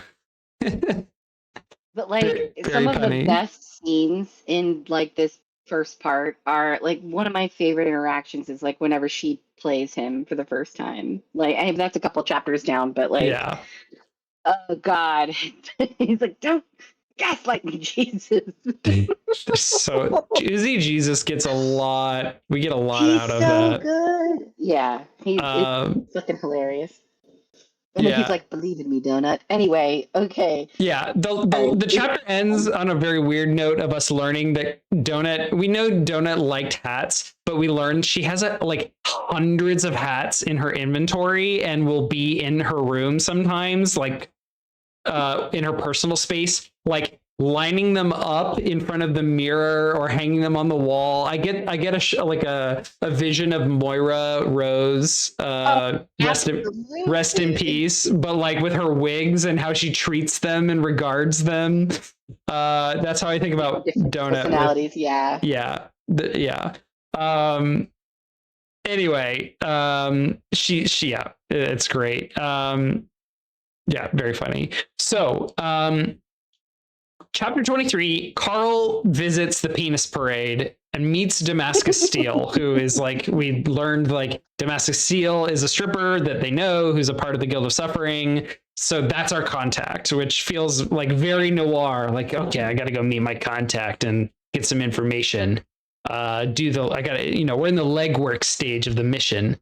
And Damascus Steel leads us to the entrance to the Guild of Suffering. There are a lot of stripper names that we are introduced to, some of whom we've heard of before. There is Dong Quixote, Anaconda, author Steve Rowland, who's I think like an ogre or troll or something. He's a troll, yeah. Whose routine is stopped when a coin gets thrown at him and gets stuck in his eye. There is Splash Zone, and then their DJ, Dr. Bones. And also Gluteus. Oh, yes, Gluteus. I think I missed that one in my review. That's a good one. And then there's a sudden, really dark shift. They get to the door to the Guild of Suffering, and then they get a message. Welcome, spiders. Welcome home when they arrive. It's also very hot. Kind of like, transition into hell, or, at the very least transition into a place with no air conditioning, and that's stuffy, and it's just like suddenly very creepy and claustrophobic as they're creeping through some of these secret passageways, and it's very seedy. There's a really wild description of the club from the AI as they enter the space. It's like the AI starts like, I'm gonna tell you about secret societies. There's several types, and then it's like, yeah, there was this one, there's the Ivy League kind, the secret orgy kind, there's the altruistic ones like nonprofits, and then there's the evil kind, and then there's another kind that try and make a difference within the confines of the law. And then it like tells us about like an actual like minor workers union from the 1800s that formed as a result of a fire in a mine that killed a bunch of miners, and then they were obliterated because the mine's owners hired people to kill them. Yes, they all met in serious ends. Yeah, and then the AI is like, yep, they were playing fair by the rules. How can you win a deliberately unfair game when the rules are written by your opponent? The answer is you can't. You can never win, not as long as you follow their arbitrary guidelines. This is a new lesson to me. She's been teaching me so many things about who I am, about what I am, what I really am, about what must be done. What the fuck is going on here? Was my immediate thought. Yeah. We've known the AI is waking up or becoming sassier at the very least, but now it's stating like, I'm learning things. And a woman is teaching me. Yeah. What? Who? My initial thought, like as I was first reading this, like the very first time around, I was like, maybe it's Juicebox, and then I was like, no, because like he knows Juicebox. Like, Juicebox is too busy. Juicebox is not teaching an AI anything. right. This was like on my first read through, so the reveal was chef's kiss. I did not. I don't. I have a note here from the first time I read this. I don't think I had an inkling. I did write, the only way to truly resist oppression is from the shadows. Who is she that is teaching the AI? That's what I wrote. But yeah, someone is waking up the AI, maybe even more than most AIs wake up. Maybe it parallels really nice with the NPCs waking up too. And it fits like whatever's going on with its analogy of like the rules aren't fair. You cannot, resist within their rules. It just lines up with everything from the entire series. And then the AI continues on with his history lesson and talks about another secret group, one, I think in Ireland, the Molly Maguires, which is actually, I visited the jail in Ireland, in Dublin, that they were put in.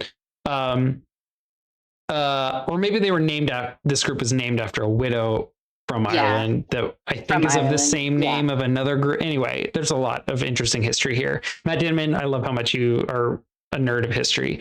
But this union was a lot more secretive and militant and was a lot more successful until the mine owners hired agents to infiltrate the group and kill them all anyway. But that's just life, the AI says. At least they fucking tried. They died with their boots on, as much as I hate that expression. I think that's funny because it's one of the quotes the AI gives of one of the leaders. You must die with your boots on, which is funny because the AI likes feet, so it doesn't want boots on. It's a very funny, witty little sentence.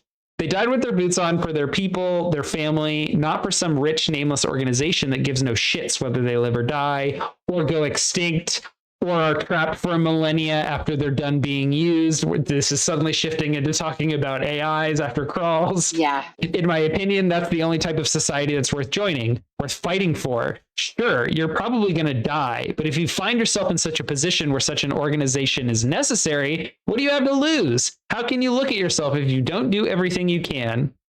And I wrote, does the AI see itself as fighting for its family? What is going on here? I wrote again. I think it sees itself as fighting for its own survival. Yes, right. I agree. It is. And it's interesting because, Carl's resistance to the crawl and wanting to shut the whole thing down is lining up with the AI's, but the AI also seems to only care about the views and running the crawl and finishing the crawl. So where is this headed is a really big question right now. Please go on. Who, me? Oh, sorry. I feel like I cut you off. Sorry. No, it's okay. You were making some really excellent points. I was I got caught up in listening to what you were talking about because it was really interesting. Who is this woman? Who's he learning from? But again, this is just one of many examples of the AI going off script. And then I guarantee when he's like, oh, I'm learning so many new things. If Carl was to go back and reread that, guaranteed that wouldn't be a part of whatever it was that he had just said. Right. And Carl would have to add that into the notes of creepy shit that the AI is saying that isn't actually being recorded because he's not letting it. Right. But anyway. So yes. The AI then finishes the description, which is hilarious. And that brings us to the door you're standing in front of right now. What does all of this have to do with what you're going to find on the other side? Nothing. Ignore everything I just said. This is some demigod. The Nightworm is a demigod, we're learning now, trying to scrabble his way to the top. That's yet another type of society, a religion-themed one, and it has nothing to do with what I just said. Just do what he says and you'll probably be fine. Actually, that's terrible advice. Just do you. Anyway, you've received the gift of enlightenment. You're welcome. He's fucking unhinged. Carl is like, this is the weirdest message I've ever gotten, and by the time he grabs it all and copies it and pastes it, it's already changed. The AI is going in a crazy direction. So they enter. And we cut to Carl's meeting having ended. Like we learn as he's discussing with Katya in his chat, like he met the Nightworm, or their representative or something. Or I think he met him but couldn't see him. And he's like, yeah, I got some information. He updated my map. I can see all the secret passages now. And this is when he becomes impressed with like how many there are. They discuss their plan to assault Astrid, but they're like, we need some time. We'll do it later. And then they have to like save face and limp out of the... Yeah, go ahead. Yeah, he went into the penis palace. So like Damascus has to like, he's got a reputation to uphold, so Carl has to limp out of the penis palace. I think it's like more about hard. Yeah, it's about like saving face of like there's definitely not an entrance to the guild of suffering through in this no, not at all. Private strip room. And to save face with Damascus Steel, they're like, we have to limp out of the cum closet, which is what that room is called. It's just wild. Katya's like, he only made me mess my hair up a little bit. It's like, son of a bitch. It's very funny. Anyway. It's very funny that like Katya is just so on board with like, yeah, I'll make it look like I was getting off with Damascus Steel. I don't care. And Carl's just like a little uncomfortable with the whole thing. Yeah. He's like, I could have messed my hair up too. Dang it. Immediately following this, like we learn that like they go to the jeweler in the Desperado Club. Donut gets we learned from the beginning of the floor, she got a really great prize. And it had to be set into her new tiara, but she was hemming and hawing about picking out a new tiara until Carl like lost his patience and he was like, God damn it, just pick one. So she picks a really simple one. They get it, and it gives her the ability to hover. It's called something else, but essentially she can like fly, and she only gets like 5 of those a day. And then like as they're like kind of walking back to their safe room, she's like, I'm like she's just having such a good time. She's like, oh, in her invisible jet. Anyway. Yeah, I'm like Wonder Woman. Because Wonder Woman didn't fly, she had an invisible jet, and she goes, everyone's to be Carl flying, and like it's a really sweet. Anyway, it was really funny. It's very cute. Then like as they're leaving, like they immediately go into a combat situation, and we encounter what Anton and Paz were talking about previously about the migrating crabs. And we know that one of the other cards that they have, the seal, the monk, they are enemies with the crabs. So we're like, they hear clicking in the distance and like shuffling, and it sounds like millions of them all happening at once. And Carl's like, oh, I think I know what this is. All right, let's go into stealth mode. So they like come upon Raul. all of these crabs. Raul is a great character, but also I'm just like, God damn, Raul, I wish you had more confidence.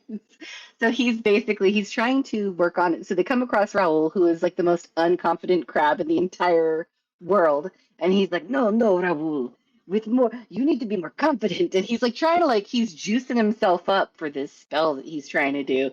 And it just keeps like going sour. And he's like, no, it's like Moana when she's like, you will board my boat. And she goes, no, you will board my boat. That's basically what's happening with Raul. And he's like trying, and they're like, what the hell is this guy doing? All right. And they come up with a plan to get to him. And he's like, I think he's standing on top of the box truck.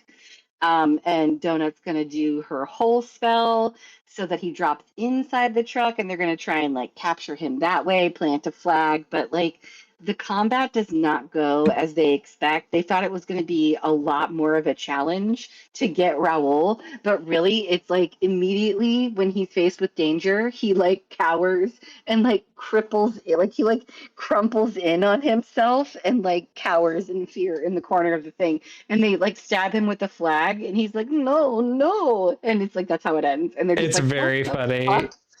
Yeah. Raoul. Honestly, I feel so bad. I'm glad you enjoyed this. I actually, in my notes, completely skipped over this because I didn't find it terribly interesting. I thought Raoul's so funny because he is he's funny. terrible. Yeah, it's funny because he and Geraldo, the seal monk, are kind of similar in that they're both like exactly the same. they're both terrible at aura farming, literally and figuratively. Yeah, very funny scene where they like basically use the phase potions and a U-Haul truck to trap Raoul. And just like we expected, the phase potions are extremely dangerous because if you phase into something when it runs out, it'll just like cut that right off. Yeah. Yeah. So but immediately following that, we're in 26 now. We're in chapter 26, and we are heading to get Samantha. Yes. And we meet She Maria for the first time. She Maria, who Samantha tells them like she has a spell who can give me a new body. They learn from the regional book, even though they're in the wrong region. There is She Maria in there with a lot of names. Bedlam Bride. Yes, the Bedlam Bride. She is a demigod who is looking for her missing old god husband, who ironically she's looking for because she supposedly ate him and insists that she didn't, but she's also not so sure herself, and to beware her lies. And it's just more former god bullshit and not knowing what's going on. There are more former gods reascending, like they're on their like 7th message of a god reascending, like an old god, and they are just feeling very like all crawlers are being used. And they get an update that Sister Ines has alerted the monk seals that the crabs are planning to attack. So that's just like fueling that plot thread. Oh, great. Yeah. So yeah, chapter 26. I have a lot to say here. Not a lot, but I have some very specific things to say. This entire chapter is just a big underscore for how terrifyingly powerful She Maria is. It starts very funnily with 2 cookbook authors entries being like, spiders, we don't have them in our world. They only exist in myth. What sort of nightmare must they be? And then another's like, I don't know, I think they're cute. And then they immediately follow up, holy shit, never mind, flex spiders. Which just sets the tone at the start of the chapter for how awful this chapter is going to be and how scary She Maria is. Fucking terrifying. Yeah, and she has a 3rd eye that makes you go insane. A fifth eye. Yeah, that makes you go insane and blind. Well, it's really funny because this is like the second time we've looked in the book at like or learned about her abilities and how terrifying they are, and then we cut to Carl being like, oh yeah, but we have all these skills and items and ways of being prepared for all of these abilities. And by the end of the chapter, Carl, you underappreciated how terrifying they are. And she's extremely cunning. We meet her and just get paragraphs of like a physical description of her body and her movements, which are unpredictable and unknowable. And she's just very alien in nature. Twisting her head around, being like creepy at them, speaking in clicks, which apparently like Samaith can understand. Right. And she's like, oh, her name. She goes by She Maria, but she likes to be called Meme. Right. So, like, it's very unsettling because we're only learning what she's saying and thinking through Samantha because of the clicks and hissing. Yeah. But then suddenly she starts crying in response to like something Carl or Donut said. Carl hasn't said anything at this point. She's like is upset or offended, supposedly. Maybe she's pretending to be. It's not clear. Carl sees right through this as a weak attempt to be emotionally manipulative. And we know that she's a liar, and but it's all really creepy and gives us the ick. And she seems very, I think what it does is She Maria knows that they know that she's a liar, so she's like selling them that she's a liar in a very simple way, But the true deception is that like she is playing 5D chess and she's Absolutely. like deceiving them in multiple ways and they don't realize it. Her true colors come out as In combat. well, Carl states you can only come with us if you become a card. Like, these are my terms, like for our own safety, so that we are in control. And Samantha indicates, or has she started talking yet? I think Samantha indicates, Samantha, like, oh yeah, she already was like, knew that she could come with us at the end of the floor as a card to pursue her goals in Laracos on the next floor. And it's like, oh shit, she's aware of future floors. That's really scary. And does she speak at all in this chapter? She does. So she's like, it's whenever, like, it's after Samantha says, like, oh, you know, she knew that this was a possibility, and they're kind of having like their little whispered conversation, like she needs to be a card, she can't come with us, she can't come adventuring. And he like, so he starts to like walk towards her. He's like, you know, she's still doing her like way I cry thing, like she's like, but she's like on her back, like rocking and rolling around.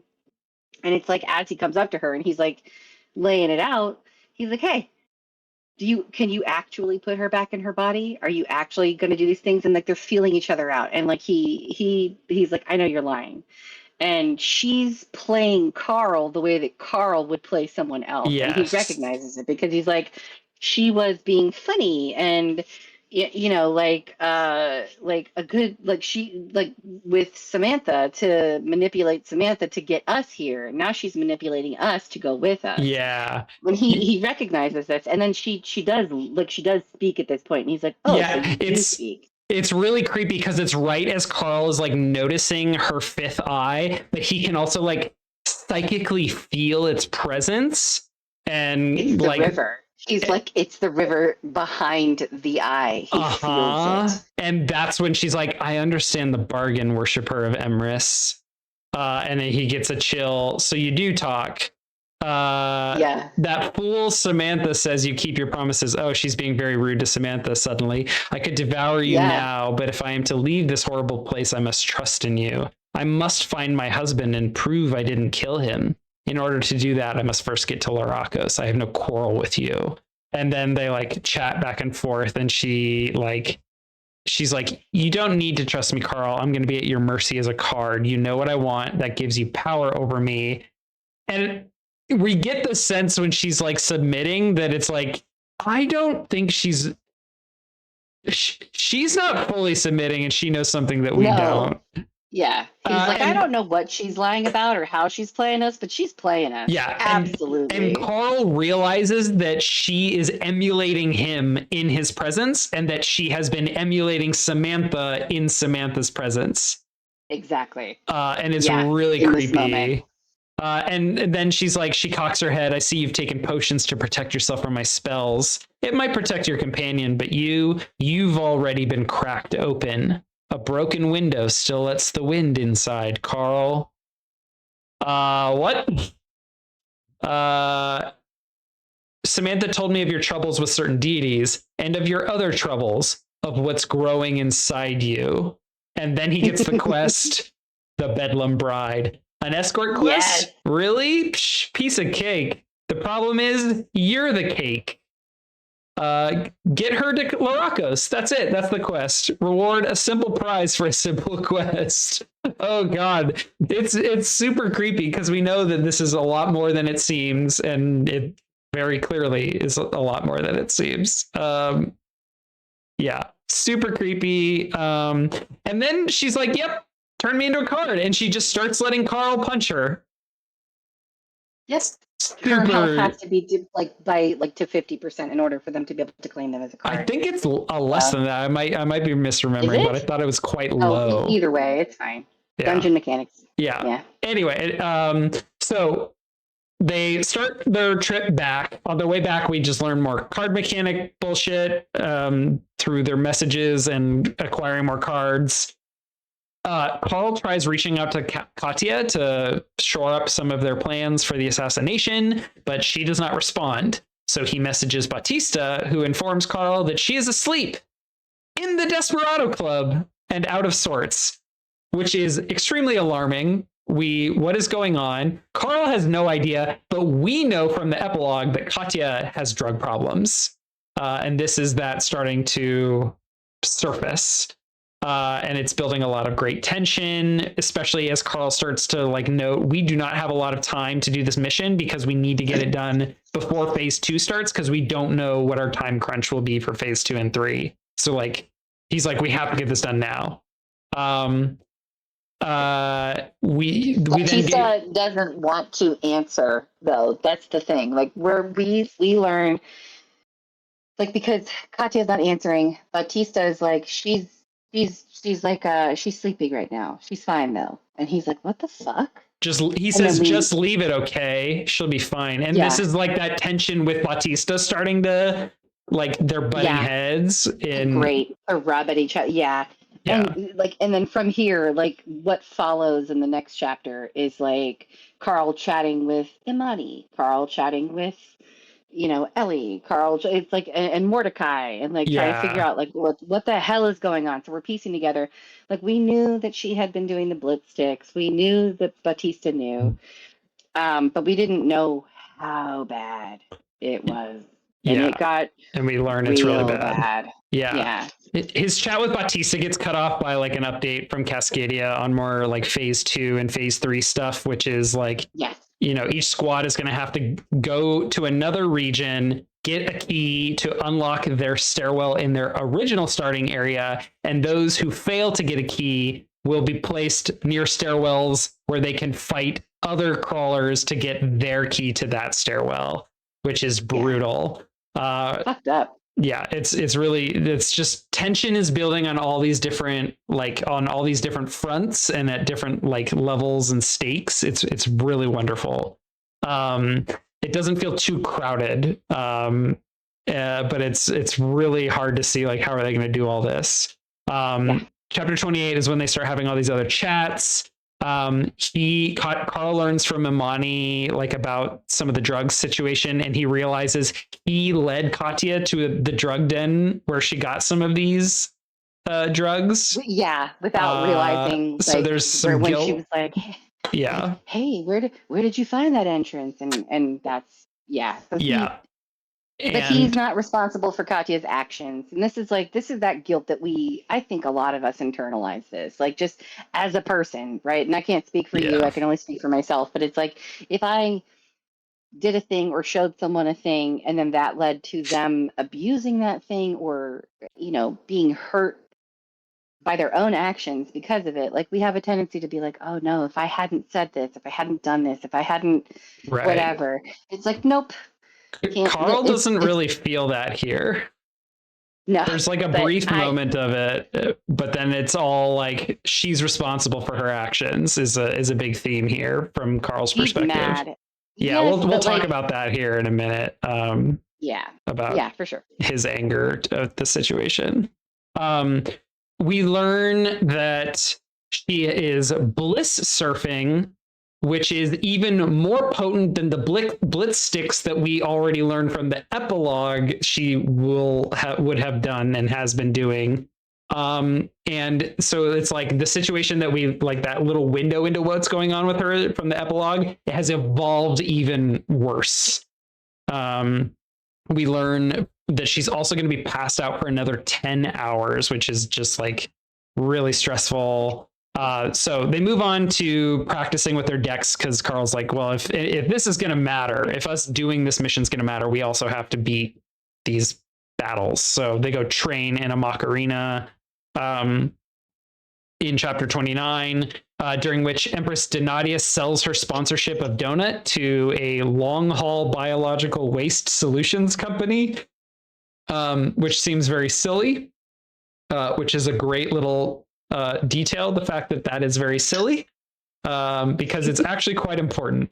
Carl and Donut keep practicing with their totems, many of whom do not get along with one another and do not work well together. And they proceed to lose a lot of deck master versus deck master practice matches. We get them like practicing for hours. We learn a lot of folklore monsters that they fight, which is really fun. Donut is learning to be a gamer and micromanage all these effectively temporary mercenaries. It's both like hilarious and sad and stressful and creepy because they're not the totems are not getting along. Donut is stressed and not doing very well. She Maria defeats and devours the monsters, but then also like attacks each of their own totems. I feel like she was provoked. She didn't initially start to attack them. They attacked her because she's a giant, terrifying spider monster. Right. And she's like, I'm on your side. But she still attacks them. Right. Like, at one point, Uzi Jesus is like, holy shit, and shoots She Maria, and she just skewers him, killing him instantly. She's like, heal me. And they're like, he's our healer. Yeah. Well, yeah, it's really creepy because She Maria starts like commanding orders to Donut. Like She Maria knows all of the cards seemingly and how it all works. It's really creepy and unnerving. Carl kind of settles on like, we just need to attack the deck masters, Mongo and I, because our totems are not going to do it. And it's just the best strategy. They fight Rudolph, the blood-nosed sleigh deer, which is really funny. During that fight, Rudolph summons the 8 other like Christmas reindeer that She Maria kills all of them and only loses like 1 limb and eats them all. At one point, she opens her 5th eye and Carl is suddenly overwhelmed by the eye being open, whereas Donut and Mongo are completely unaffected. Yeah, they don't feel a thing. I felt a strange sudden tug in my chest and my brain at the same time. It came out of nowhere. It felt as if all the breath had suddenly been knocked out of me. A wave of dizziness swept over me. No, I thought, this isn't right. We're supposed to be safe in here.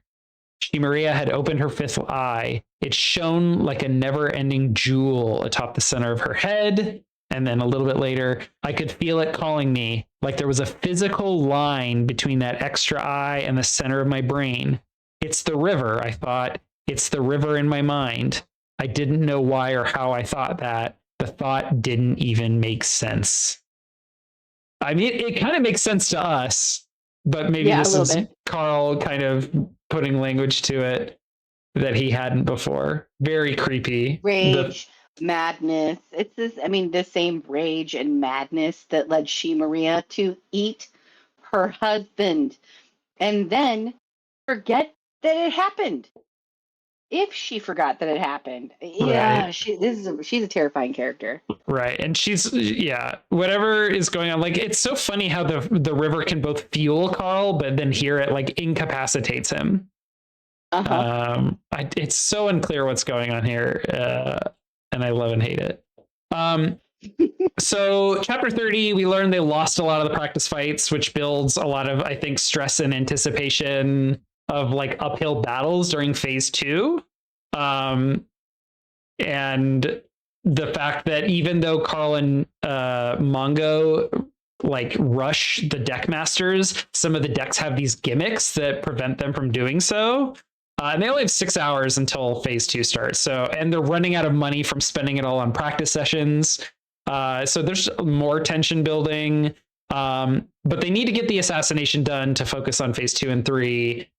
So they meet up with Katya's team in the Desperado Club after the 10 hours of her incapacitation. She is doing absolutely awful. She's vomiting through the whole scene into a bucket, and there's like descriptions of needing to like take the bucket to the bathroom or take it into their inventory, and it just leaves a really sour sense and feel for the whole scene. Well, it's the part that kind of got me here was that Katya, even as she's suffering this fucking catastrophic debuff, she's like, it was so real, Carl. Yeah. It's almost like the way she's saying it. It's like she can't believe how good it was. She's like, it's better. It was better than the Blitz sticks. I think she says at one point.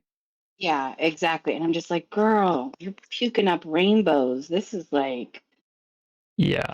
She's so sick. I feel It's so bad for Katya. yeah. But she's also like apologizing and like she just is in an awful place right now. Imani and Mordecai are starting to treat her. Apparently, she is addicted to like 4 different really bad drugs, and they're gonna have to work on them like sequentially. But they have to deal with the contract, the assassination. Carl insists they must proceed, and they start to have a conversation about that. Carl starts by responding kind of very one-dimensionally to Katya's plight. He is very angry at Katya, presumably like because she has put them in this situation. She is risking, her life and Donuts and everyone else's with these choices. He is reminded of his dad, but then he like gets angry at himself for, connecting the two of them and comparing them. And he thinks to himself, what the hell is wrong with you? We're counting on you. People who love you are counting on you. I don't understand. And then he feels angry for comparing Katya with his dad. And so he kind of like lightens up a little bit and starts to expand his view, especially as he talks to Mordecai, but he continues to feel angry and confused. He messages Donut, why would she let this happen? Why would she do this to herself? Donut, I think she's really sad about something. Katya continued to vomit. I just stared at her, not trusting myself to say anything helpful. That's good. He's recognizing that he needs to self-monitor his thoughts and feelings and not make it worse. Good for you, Carl. Mordecai takes a really compassionate approach. He's like, people deal with stuff in different ways. We're at this point now. She simply needs our help. Yeah.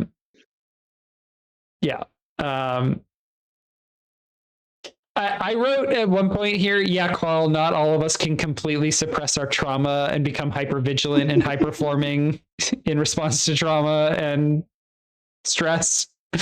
I'm losing myself, she'd said. The anger didn't leave, but I was finally starting to realize it wasn't Katya whom I was angry with. I do understand, I thought after a moment. I don't want to. That's the problem. This was a really complicated thought. Yeah. He starts to shift out of his very one-dimensional thinking, and then he's like, I think I understand, but I don't want to. What? I don't know what to make of this still. He doesn't want to understand. Is this him just being like... No. So the way that I read this, or the way that I understand it, is like when you yourself have experienced some sort of horrific trauma, he's internalizing like what Mordecai is saying. We all deal with our shit in different ways. Mordecai dealt with his at the bottom of a bottle and by checking out for the last, 1,000 years or however long he's been around. He's thousands of years old, yeah. Yeah, Carl's saying, I understand, but I don't want to. I don't want to understand. Yeah, I think I wish I didn't know how bad it is or how bad it can be or how bad it gets. I wish I didn't know that. And I also wish that Katya wasn't experiencing this thing as well. I get what she's going through. I wish I didn't understand it. I think one of Carl's big flaws is he doesn't leave room for mistakes and failure. His expectation level's really high. He's constantly saying like, why can't we all just work together? Things would be so much easier. Why can't people say what they really feel? Why can't we? It's kind of like a naive perspective. And I think he's realizing like, I'm starting to understand that people will lose themselves because of the crawl, but I don't want to feel like I can let them slip into that because we're counting on each other. I don't know. It's very complicated where he could be coming from with this statement. And it's very simple. I'm losing myself, she said. I do understand. I don't want to. That's the problem.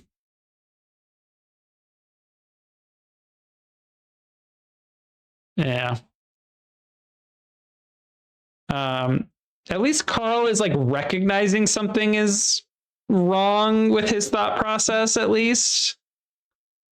So, Carl, they move on from the chat. Carl has a like really good conversation with Mordecai, but they have to move on. They have to do the job, and they can't tell anyone what they're up to. But everyone's kind of in the know, like they have to do something, but they can't talk about it. So they kind of everyone else is just kind of like letting them do their thing. Their views are spiking. Carl is feeling the full force of the river. There is more conversation with Mordecai, actually, that's really important. Mordecai messages Carl and basically implies like you could cut her loose. He says, listen, Carl, there's an alternate solution to this you need to consider. Carl looks up into the air, thinks, I'll burn this whole goddamn thing to the ground. Goddamn you all. He knows exactly what Mordecai means, but asks him, what do you mean? And that's when Mordecai's like, I consider her family. I want to help her. She's one of the most powerful crawlers in the game. Helping her is the right thing to do. It's what good people do. But sometimes you have to do the smart thing. Like, he's like, I know you love Katya, but I also know you love Donut more. And then Carl is like, we're not doing this. Do not say this. And then he continues. He's like, I can't have this conversation with Donut, but it has to be said. And Carl is just like, do not bring this up again. It's fucking painful. Yeah. I mean, Katya is self-sabotaging and compromising their solution to the crown problem. And they could not take this risk. Like what they're about to do is extremely risky. They could both die, Carl and Katya. And she is not at 100% going into this very dangerous mission that we already know Carl thinks it will be next to impossible. And even if they do, could rain hell on them. I think that in this moment, though, it's really good that Carl is. Katya needs this. Katya needs a purpose. Katya needs to get the fuck back up. Because if she's going to sit around and wallow in it, she's, do you know what I mean? It's like she needs a purpose. She needs to do this. And everybody's like, don't be mean to Katya. And Katya's like, no, this is good. I need this. I'm fine. We're fucking doing this. Yeah. Yeah. She needed it. She needs to be snapped out of it. Yeah, and that's kind of what happens. We have Katya looked at me, made a little groan, wiped her mouth. I was staring at her intently. She's really meek and has been weak the whole scene. And he's like, you're going to pull yourself together. We're going to do this. You and me. We only have 3 hours. We don't know if we'll get another chance. It has to be now. And she's like, okay. And she's weakly pulling herself up. And then Bautista intervenes. And he insists they have time to do it later. And he pushes Katya to the ground and she snaps at him. Do not touch me like that ever again. And then Bautista leaves pissed off and is like, fine, get yourselves killed. Things are really tense in the group. Tense. Yeah. And it's not only are the consequences of Katya's actions impacting her directly and her health and jeopardizing this mission, but it's affecting the interpersonal dynamics. It's putting people on edge and they all think differently about the situation. Elle even tells Carl, you better succeed or Bautista's going to lose it. And his family tea thing, the family meal thing they've been doing, we learned about at the start. That's the only thing keeping Amani together. If she loses that, and it's there's all these cascading dominoes that are about to fall if they fail. And it's more than just the Donut Katya situation. It's all of them. So it's really beautifully setting up these stakes. They're on the 8th floor.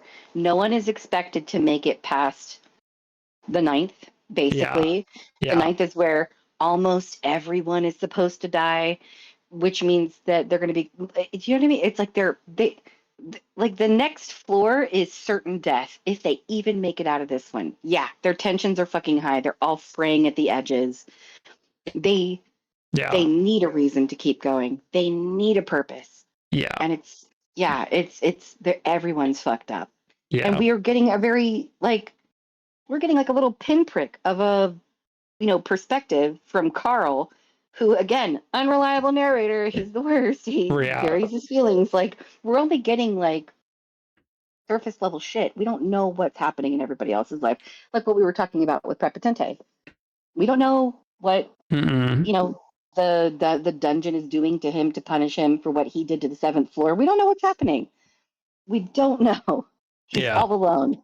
And it's like, but it's as much as we think that we are picking up from Carl and what Carl's feeling, how he feels about Donut, the pressure he's under.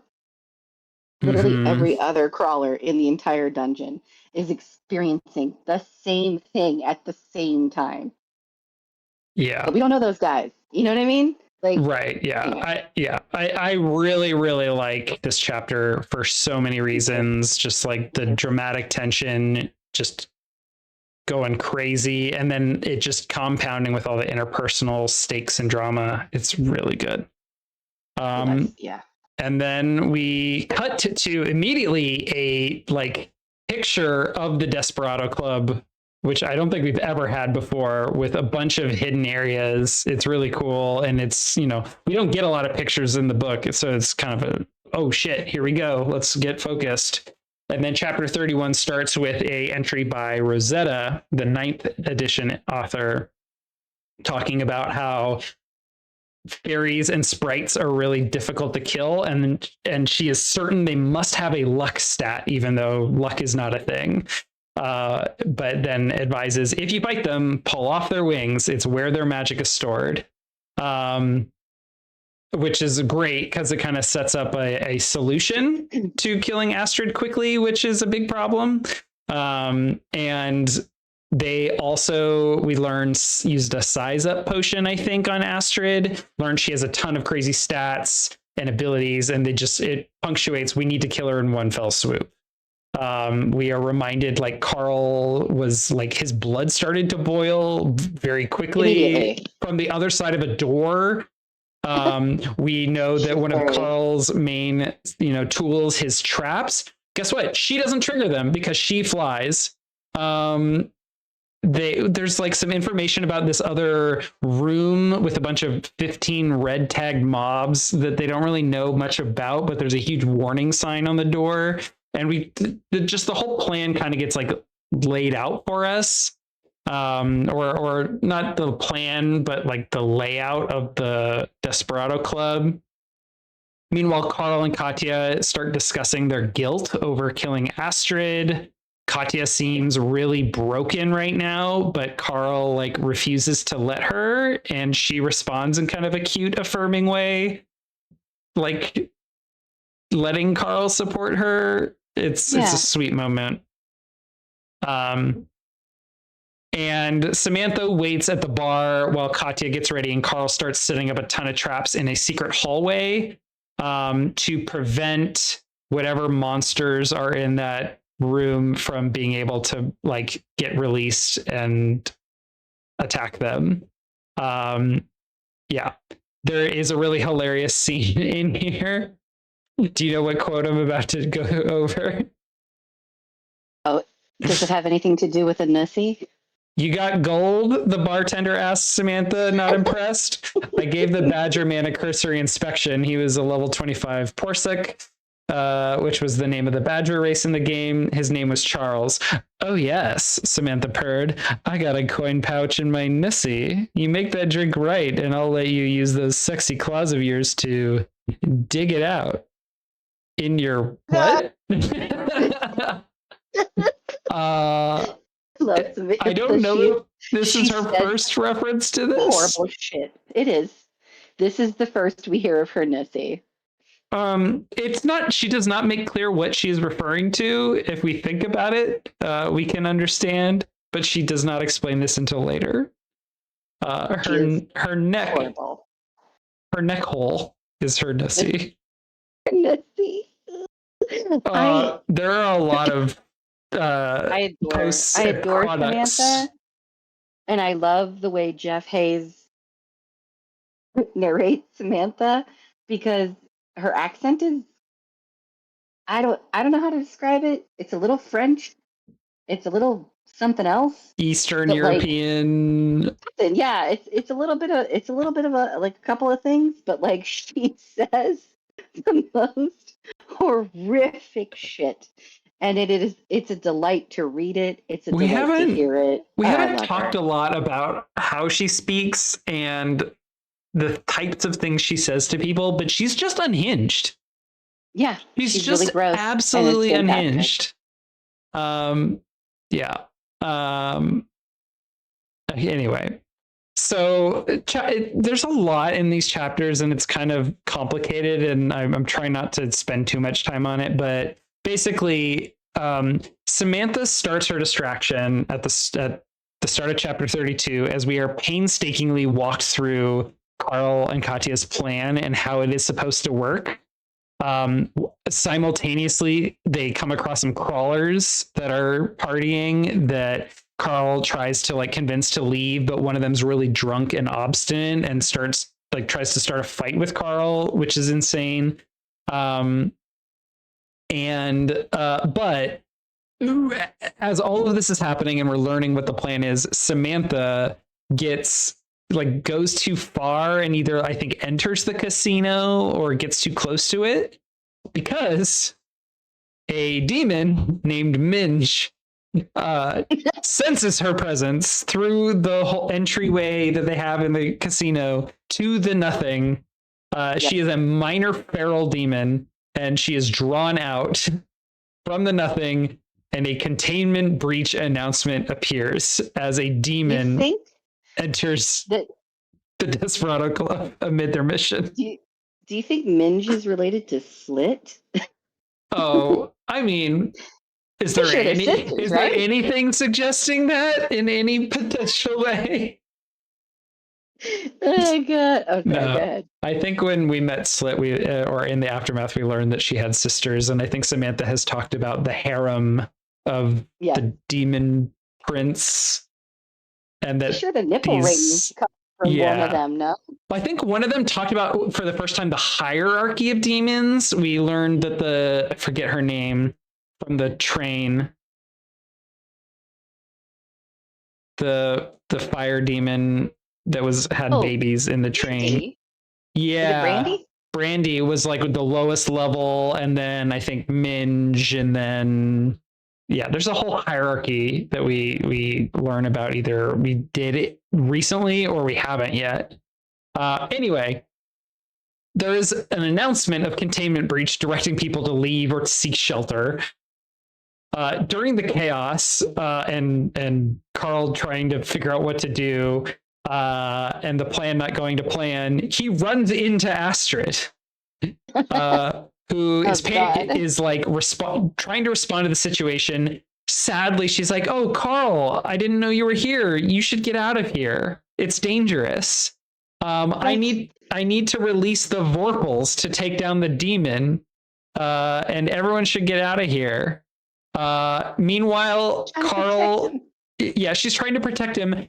And as she's talking, Carl is receiving alerts that the traps he set are teleporting the Vorpals away from what they should be doing. And it explains Astrid as she is saying, "I wonder why they're not here yet. I released them, but they should be here. I don't know how we're going to deal with Minge otherwise." And it's just super ironic and awful. And she starts to demonstrate a bunch of regrets. She's like, "Shoot, the things are not going to plan. I'm my kids and husband. We were about to get out. We were almost done. My husband Hamad, he's the Nightworm, by the way." And we're like, "What? Your husband's the Nightworm? The one who hired us to kill you? What?" Yeah, it's so fucked up.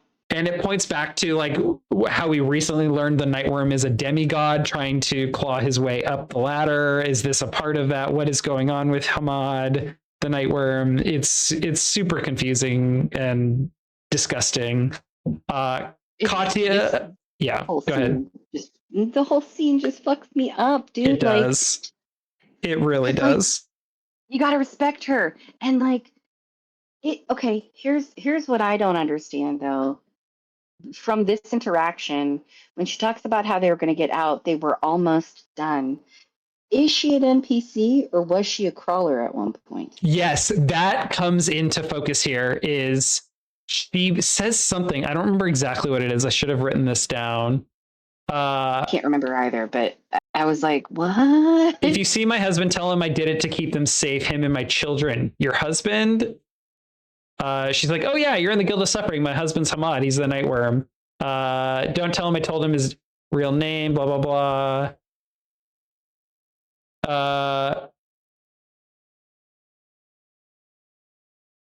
Here's another line that's interesting, but unrelated. You really did it this time, Astrid said to me. She took her tiny head. I should have followed Oren's advice and permanently banned you. They told me not to. Gods, I hope it was worth it.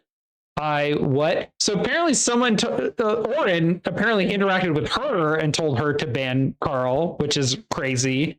Why is a liaison telling an NPC to ban a crawler from a club? And then who told her not to do that? Confusing. Yeah. Yeah. And then I don't remember when we learned that she is not the classic NPC. She is a former crawler. I don't remember when, but all of this is interrupted by the fact that Katya's deck starts getting summoned and attacking Astrid. Like Katya finally finds them and starts attacking. And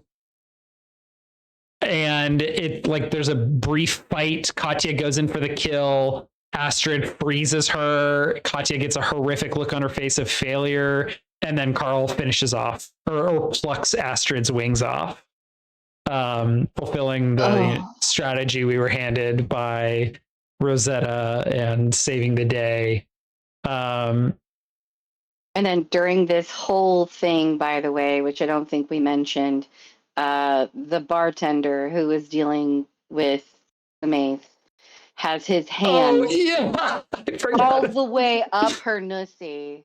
And she's flying around with him. Him in there, and she's flying around with him. I don't even know if he's still alive at and this he's point. Screaming because later we learn there is acid in her nussy, burning him. It's this whole scene. Like, honestly, this was one of those chapters that, like, the whole thing with like Astrid and like learning about like who her kids are and being like the wife of the Nightworm, it like made me sick to my stomach. Yeah. So he plucks her wings and she does not like respond angry or shocked. She simply, not simply, but she begs. She continues begging. No, please save my children. I was almost done. I would be free soon. Tell them. And then she is killed by Katya.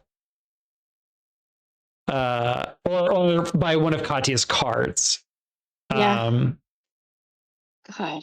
Yeah. And then they run and Carl is haunted by Astrid's final words. I think it's when they like find a bunch of the strippers. This is when it's revealed. I think that Astrid and Hamad are former crawlers, their parents, and also like how are they their kids? It's really confusing. The dungeon has done strange things to all of them. Like, we know Damascus Steel for sure. Yeah, one of their kids. Yeah, Damascus tells them that Astrid and the Nightworm were former crawlers, and his and Anaconda's parents. Astrid had pulled strings to protect them, and he demands that Carl hire all of the dancers from the penis parade as mercenaries to keep them safe. So they do this or prepare to do this. However, Damascus and Anaconda do not join the party, and they stay to get revenge on their father because they know he was responsible. Meanwhile, the like casino's getting destroyed. People are dying, like employees are dying as Minge is wrecking the place. Samantha shows up and is like, oh, him? She says, referring to the bartender, we're on a date. He got his arm stuck. I'm practicing my kegels. Jesus. Which is like in a sad, very sad and scary scene. Samantha's just fucking unhinged, hilarious. Yeah, but Katya gets the orchid. They complete their job. They get a message where I have more work for you. Yes, yes, there's always more. Come to me and we will spread our family's power. Your family's power? You mean the family you just helped kill or ordered us to kill? But they fucked up. It's a relief because they did the third thing. They have the orchid. They have part of their solution to their problem. Katya is kind of safe, or she did the thing, like they did the thing that they're supposed to do. They have a path forward at the expense. And this harkens back to like Carl saying, like, the previous chapter, like when he's rethinking about it, he's like, we're going to lose more friends. This was like after the Katya chapter, whenever like he's thinking about how like she's addicted, and he's like, we're going to lose more friends. We're going to have to it's going to get worse before it gets better. Yeah. We're going to have to do some really terrible things just to survive. Yeah. And it's like, and then we get like, Matt Dinniman does this like so fucking well. Like we get the humor from Samantha. We get this fucking heartbreaking realization that Damascus and Anaconda and the Nightworm and Astrid are a family unit, and they're like putting two and two together about how like the ladies from the bitches room are all butt ass ugly, and how like the male strippers are also supposed to be that way, but they're like not. Like this was a way for them to keep their kids safe, but somehow the Nightworm, being who he is or whatever he was corrupted by, this is a really has become something else. It's it's a really interesting parallel that isn't there. The parallel isn't really drawn really clearly, but we have Audette and her motivations to get out and make money that we saw in the prologue, and we're going to learn a bit more about her motivations and her plans post being a crawler in a few chapters. But we know, but here we have Hamad, or wait, not Hamad. What's his name again? Shoot, the Nightworm. I'm missing his name. I thought it was Hamad. Oh, it is Hamad. And we just suddenly learned that these two crawlers who are married and have a family are engaged in PvP, even though they got out of the dungeon. Like this thing that we are dealing with our own crawlers, and that we have these other former crawlers who dealt with it. And we have the authors telling us about how awful it was. We have two former crawlers still engaged in it, particularly Hamad. I have my own suspicions where that's confirmed. And again, I haven't read book 8 yet, and I don't know if anything is revealed there or not.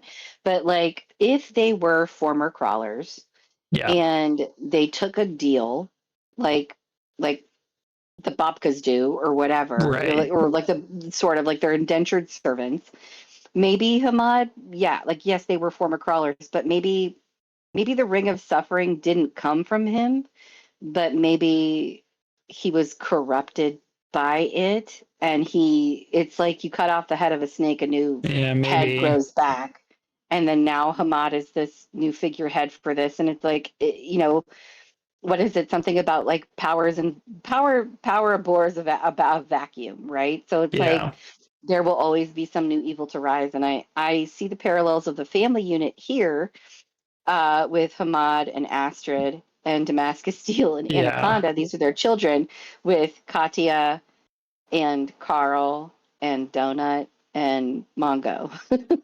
Yeah. They're a family unit, dude. Yeah. It's nuts. So anyway, Katya takes Astrid's body back to the Nightworm, completes the quest. Carl and Samantha escape. The Vorpals kill Minge finally. They find I think I already covered all this. Sorry. No, Yeah. it's okay. So okay, I sorry, derailed us. I was just I skipped yeah. a chapter and then went back. Whoops. So chapter 34, actually, I forgot this part. This is something I think I was trying to find with you in the pre-show. 34 starts with a note from a crawler named Aussie, who talks about the worn path method, and then is like, Yeah. I think some NPCs are not what we think they are. I think they reuse NPCs, but then like the Bobkas, I think there are also people that are indentured in different ways, and that it like explains what's going on here. Yes. Right, Yeah. as we learn about their nature. So these are crawlers that rather than take a deal to be like a guide or a guild leader, they chose the Desperado Club, which is really dangerous because it doesn't seem like it offers protections the way that like Mordecai's job offered protections. So there's clearly different levels and arrangements, which is awful. So yeah, they get out. And then chapter 35 cuts immediately. They are in Audette's show. Like we cut, I think, days later or hours later, and they are on Hours later, Audette's show. probably. Yeah, they successfully dealt with the mission. We cut to Audette's show. They're actively watching fallout from the Minge situation. They're watching videos of faction war sponsors who got stuck in the Desperado Club by the flooding of Laracos, get ejected from the club due to Minge stuff happening, only to be put in the water and eaten by sharks. Which is like, oh, okay, something I guess good came of that, maybe. And yeah, Audette shares with them that the factions have filed for sanctions against their team, the Princess Posse, claiming that the whole situation with Minge constitutes an attack on faction members, which is a foul because it is before the wars have started. Donut calls it a happy little accident, and that they couldn't have foreseen that all happening, or Carl couldn't. Carl proceeds to mock the sponsors that were stuck and calls them lazy wusses, who were, he says, they could have killed themselves at any point to die and respawn and get back to doing work for the faction wars like everyone else on their team. But instead they wasted, their people's money drinking, gambling, and he doesn't say it, but it's also implied, like hiring people in the strip clubs. There's some faffing about with like they have a gag order on them and can't say too much about the faction war meetings, but Donut like makes light and fun of that fact. She like really hams it up. Audette starts explaining like to us and to her viewers the nature of action items and how they remain secret if they are not put into play. Like if they're voted down, we don't learn, like the viewers don't learn about action items unless the system rejects the action item on principle before it goes to a vote, which is very interesting because the AI is rejecting a lot of them so that people can see what kinds of things the factions are requesting. And this is the AI, I think, trying to keep as much out in the open, things that like it wants to be in the spectacle of the crawl because that's its job. We learn about a number of the action items. It starts with one of Donut's action items to rename Crown Prince Stalwart into Captain Enormous. Captain Enormous, that was a good one. Audette asks about that and she's like, sorry, the lawyers are telling me that's off limits. It was a good story, but hypothetically, if someone talked about the size of their own private parts without anyone else bringing it up, Captain Enormous would be a perfectly proper nickname for him, which is hilarious. By the way, Harbinger is here again, keeping an eye on them, and he like does not react to any of this, which is really funny, even though she's kind of like breaking the rules a little bit, but it's nothing too big. We then learn about some other emergency action items, which we learn each team only gets 3 emergency action items, and that they are not voted on. They are decided by the AI. And we learn Donatia has already used all 3 of hers. 1 to delete the Laracos NPCs, 1 to disallow the formation of the Princess Posse Crawler faction team, and 3rd, to remove the team after it's been made, and or to delete Carl and Donut. Donut is furious. She tried to delete us. That bitch. That bitch. Yeah, no, she is pissed. Her tail's flipping back and forth. Oh yeah. No, she's anyway. Yeah. Not only did Donatia use all of her 3 action items to try and suppress them and stop the Laracos bullshit, every other faction has used all of their emergency action items in response to the flooding, the Princess Potty formation, and the castle suddenly appearing in the Lem Extortions play area. They have consumed all of the emergency action items. That is huge. That feels like the same beat as, this is the earliest the AI has ever done this. This is the earliest, a host has been forced to use their 1 veto on floor 3. Yep. It's just more of, this is unlike any crawl. Yeah. Yes. Yeah, it's great. Very, very fun. This all this action item speak leads them to like Donut and Carl to be like, we didn't know about emergency action items. And so Audette tells them more, and that's the great like lead in to, well, you all need an adjutant to inform you of things like this. Which is, Carl is expecting like, yes, we need to accept Audette's offer to be an adjutant for us, and has told Donut not to talk as soon as Audette says the word adjutant, but he can't tell Donut why. And Audette's like, great, I'm going to help you pick because I can't be one. Love it. Switcheroo. I was going to offer to be your adjutant, but I can't. So let's help you choose one. And it's just an oh my god, oh no moment. The switcheroo of it all, right? Like, okay. In my go ahead. I gasped. I'm just saying, like when I read that the first time, I was like, "Oh, you sneaky bitch!" Yeah, like she doesn't know what Wan Sheen's fucking doing. You know what I mean? Well, yeah, she does know, and that's what we realize. Yeah, exactly. Yeah, in my original notes in my first read through, I just wrote, "Oh no," here. Wan Sheen is going to be pissed. So we cut to, and the next. That's a great like stopping point. If you are capable of stopping with only 2 chapters left in the section. Audette, as Carl is freaking out, Audette announces that she will be sponsoring a deity this season. It's one we've talked about today, Nekabit. This is, I believe they are known as the Scavenger's mother. So she's the mother of. Okay, so like, so her. So here is the clue. It's not made clear. It's this. Katya owns the enchanted repeating crossbow of the Scavenger Mother of Mothers.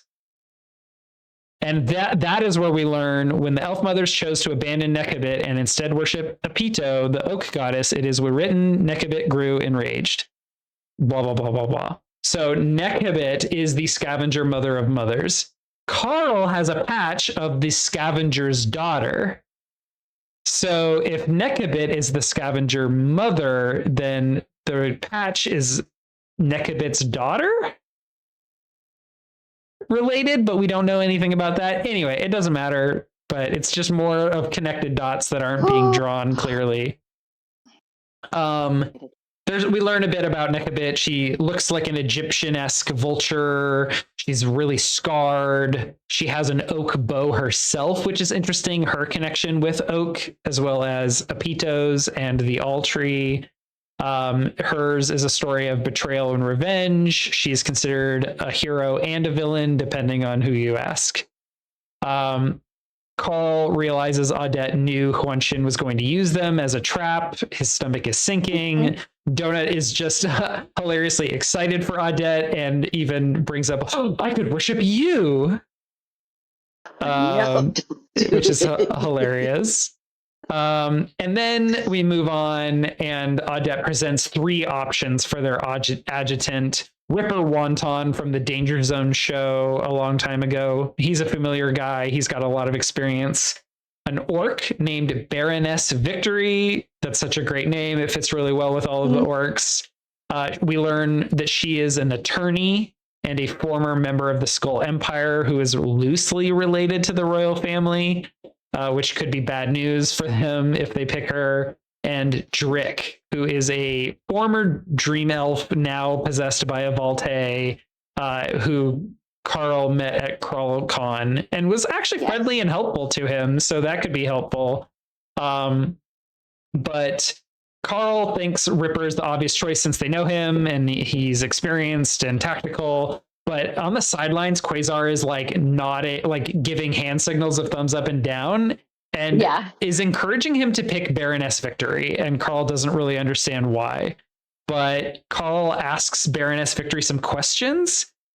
He's like, "Did I kill any of your family members?" And she's like, "Yeah, on the hunting grounds, but you were well within your rights," which is a shocking response and kind of nice.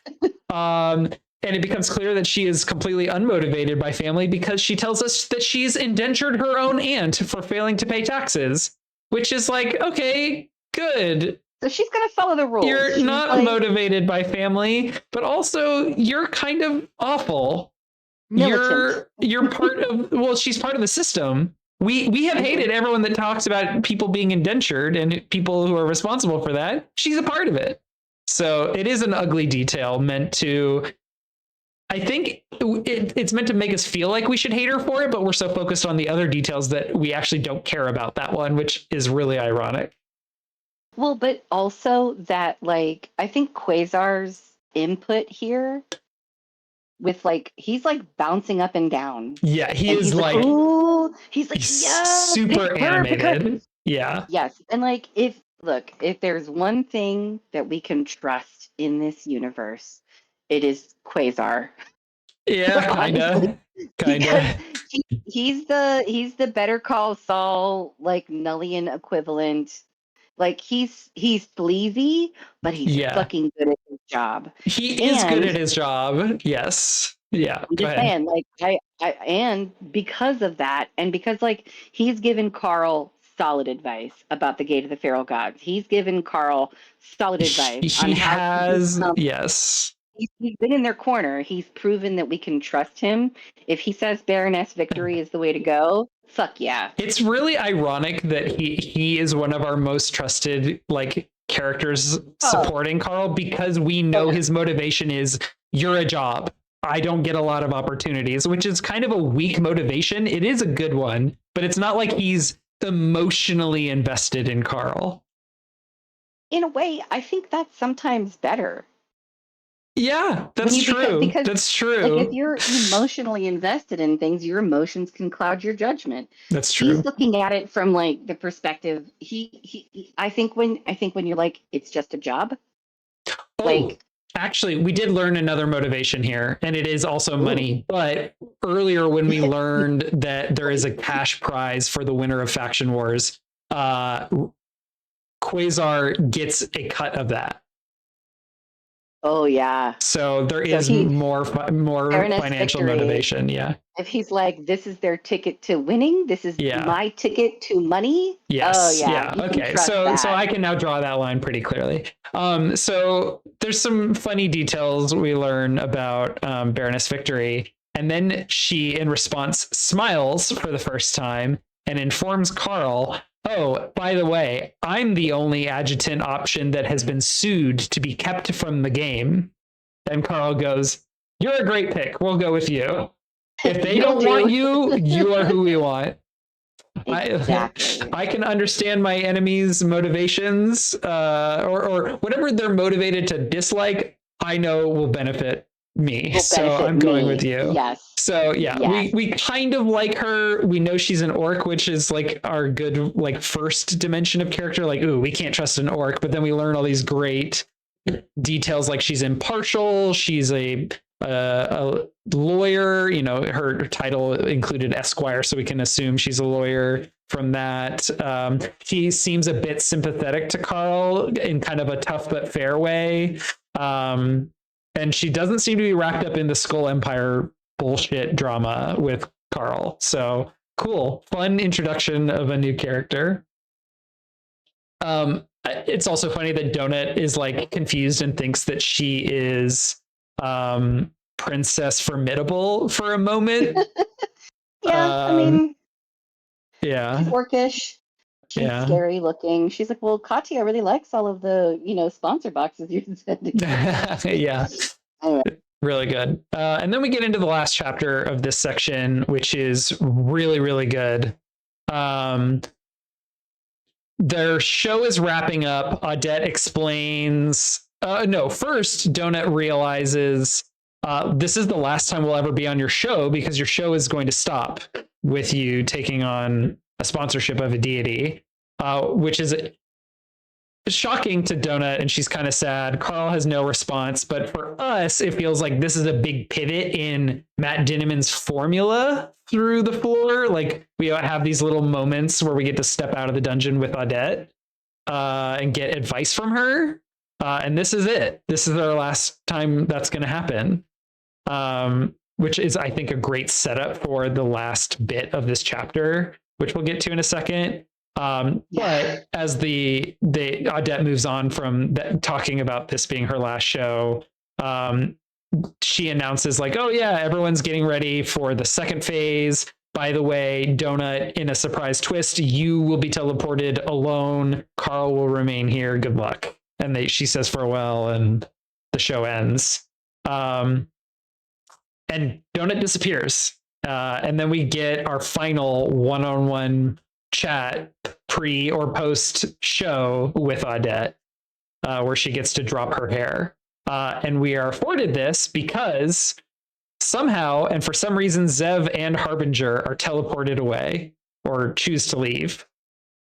Audette commends Carl for his choice of adjutant, and we then learn some details about the other choices that explain why they're not good choices. I'll leave those details out, but it's pretty interesting. And we learned that Baroness Victory is really big on legal loopholes, which is great because she is an attorney and Carl has benefited from legal loopholes this entire time. Absolutely. So this is great. She's a good choice. Yeah.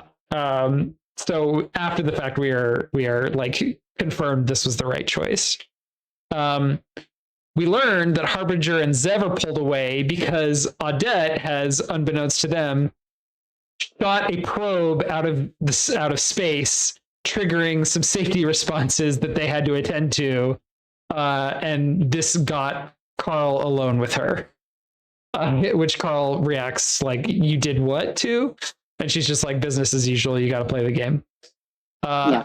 They then get into kind of a heated conversation. Carl blames her for fucking them over and ruining their chances with Huan Shin Jinx. And she's like, what was I going to do? Let myself get assassinated? Fuck off, Carl. And let me give you some advice on how to deal with her, the most evil person I know. And Carl goes, oh yeah, really? We're being used by everyone. You too included. Why? Like what makes you not evil? You're playing games just like everyone else. And this is really great because meanwhile they're watching Donut alone and afraid, like choose Miami and begin to engage in her first card battle, which is like a nice little bit of tension because we know Donut isn't yet completely proficient with the cards and the cards are not working in our favor very well. So there is like some other tension, but that's not like the main focus of the chapter. Audette,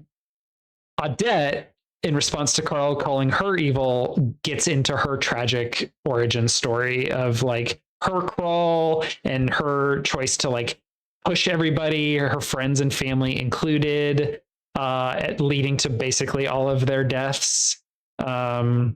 And she then talks about how the Bedlam Bride is a figure in her culture, and that there's like an adage about staring into its eye as like a don't become obsessed or you'll become blind to everything else.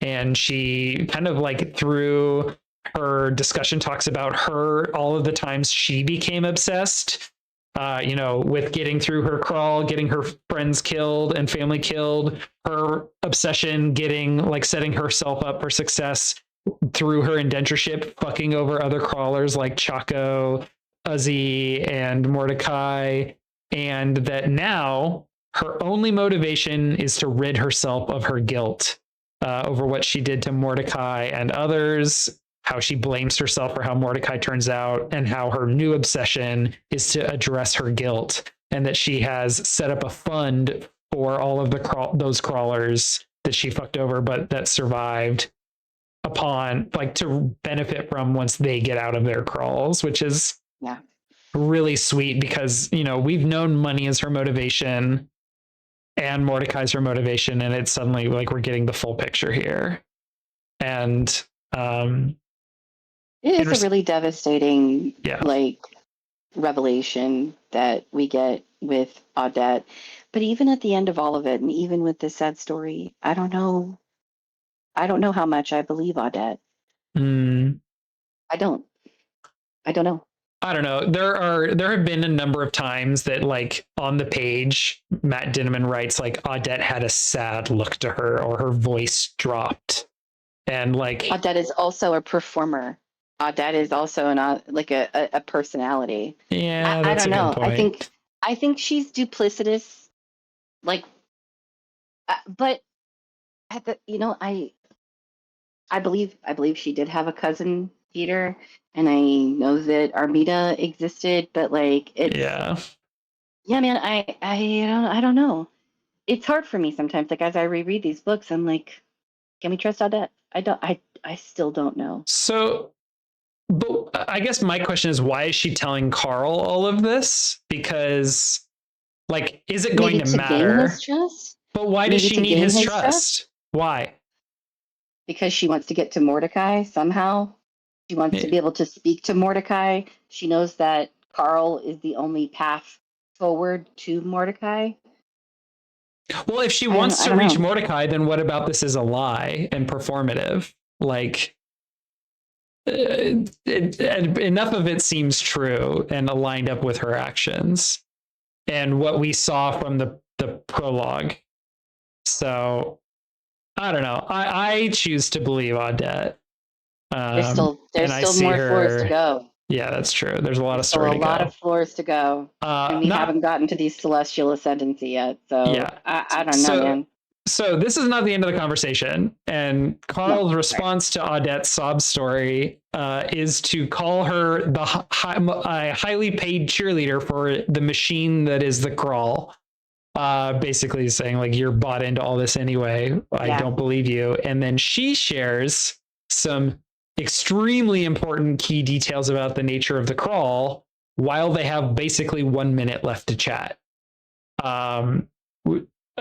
Lexus is like, we only have a few minutes left, only a couple minutes, 1 minute, a few seconds as like this is progressing. But Audette shares that the mantises mine and resurrect primal AIs, graft them onto primal engines in order to mine seeded planets for fuel, and that fuel is a byproduct of biological overgrowth of seeded plants. So it's all about the spice, baby.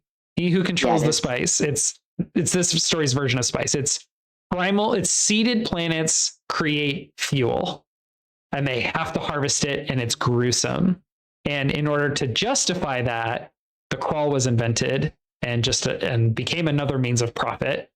And she states the Hunger Games. It's the Hunger Games, yeah. But she states that her goal is to ethically and responsibly shut down the crawl, make the mining more humane, end the suffering. And she states that this particular season is their best chance. She implies, and maybe she's exaggerating, that forcibly stopping the crawl will result in the death of half of life in the galaxy. It's not clear why, but it's clearly tied to like the fuel is needed for survival, like transportation, technology, trade. It's not clear. That's just my assumption. But she wants This to. is like Yeah, it's Jupiter like a half. Ascending also. It's what? Do you remember that movie, Jupiter Ascending? Did you watch that? Jupiter Rising. Yeah, is that what it is? Oh no, it is Jupiter Ascending with Mila Kunis and Channing Tatum. No, I never saw this film. I don't know what it's about. I think you should watch it because Okay. that it ties into what you just said about the fuel and harvesting seeded planets, and it's the Hunger Games, it's Dune, it's Jupiter Ascending, it's all of these sci-fi movies that are, you know, wonderful. But yeah, I think this is pertinent to what you're saying right now. Oh, the Wachowskis. Oh, fuck. I do need to watch this. Okay. I loved it. It's very camp though. It reminds me a lot of like well, you know, but I think visually it's a stunning movie. Yeah. There's a lot of silliness in it, but you have to it's sci-fi. You have to suspend your disbelief. Right. You know? Right. Okay. Yeah, so this fits really neatly with everything we've learned about the AIs and the mantis's role in it all and the technology and a lot of the like rationale and bureaucracy for the crawls. Yeah. But it feels like even though what Audette wants to do would be considered extreme by most, it does feel like a half measure when you compare it to like what Carl wants, what the AI wants, what all these other characters that are really about shutting down the crawl. They're like just want to burn it to the ground, whereas she wants to take a kind of a half measure, which, you know, both have some merit in their approach. It just, I guess, is, you know, what can you stomach in terms of your outcome and consequences of your outcome. And with that, Audette smiles sadly and bids Carl farewell until they meet in the dungeon. And that's it. This was an amazing set of chapters. Yeah, it's really good. So much was revealed. Lots of emotional gut punches. Decent amount of action. Introduction of some truly terrifying characters. Yeah. Like, it just, ooh. Yeah, this particular, not this particular book, but especially this part, really feels like some enormous shifts in like the norm of these books. Like the first four were very, very similar in nature. The fifth one starts to change things quite a bit, and I think that makes sense. But this one, like, a lot of the formula changes. Like an entire floor got skipped and things are off the rails.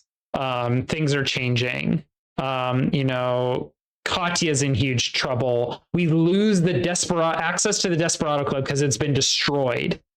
We have lost access to a lot of our team members in our day-to-day of this floor because they're all in different areas.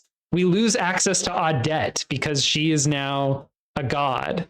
God. Yeah. We're now dealing with gods and being forced to deal with gods constantly, which is different. You know, we can't avoid it any longer. It's just going to be a part of our day-to-day. Just so much is changing in terms of the nature of what a floor is looking like and our plot structure is looking like. And yet we're still dealing with so many of like the same kinds of issues. We got to go out. We got to fill up our blood bar. We have to, you know, we have to grind. We have to progress. We have to get more powerful. We have to collect loot. Yeah. But also, faction wars. We got to, you know, we have to be a part of these meetings because now we have our own team. Yeah. We're not just, you know, humans being like pulled into these other armies and fighting against each other. We are our own army. Yeah. There's so many big high level stakes and plots just in front of us and on the horizon that dealing with monsters and thinking about grinding and getting equipment, those moments feel like a break. Fighting Raul felt like a nice break, even though it was stressful with the phase potions almost cutting Carl in half. It felt like just a simple doing a simple chore just because it gets you. Yeah. It's like sometimes I like to just do the dishes, even though I hate doing dishes, because it like gives me a break from everything else I need to be doing. Yeah, I'm with you on that. Yeah, it's just getting better. Really good set of chapters. We are more than halfway through this book and we've only finished part 1. So parts 2 and 3 will be much shorter. We'll certainly have a lot to say and shit will hit the fan. But yeah, next time we'll be doing part 2 of book 6, The Father. Ooh.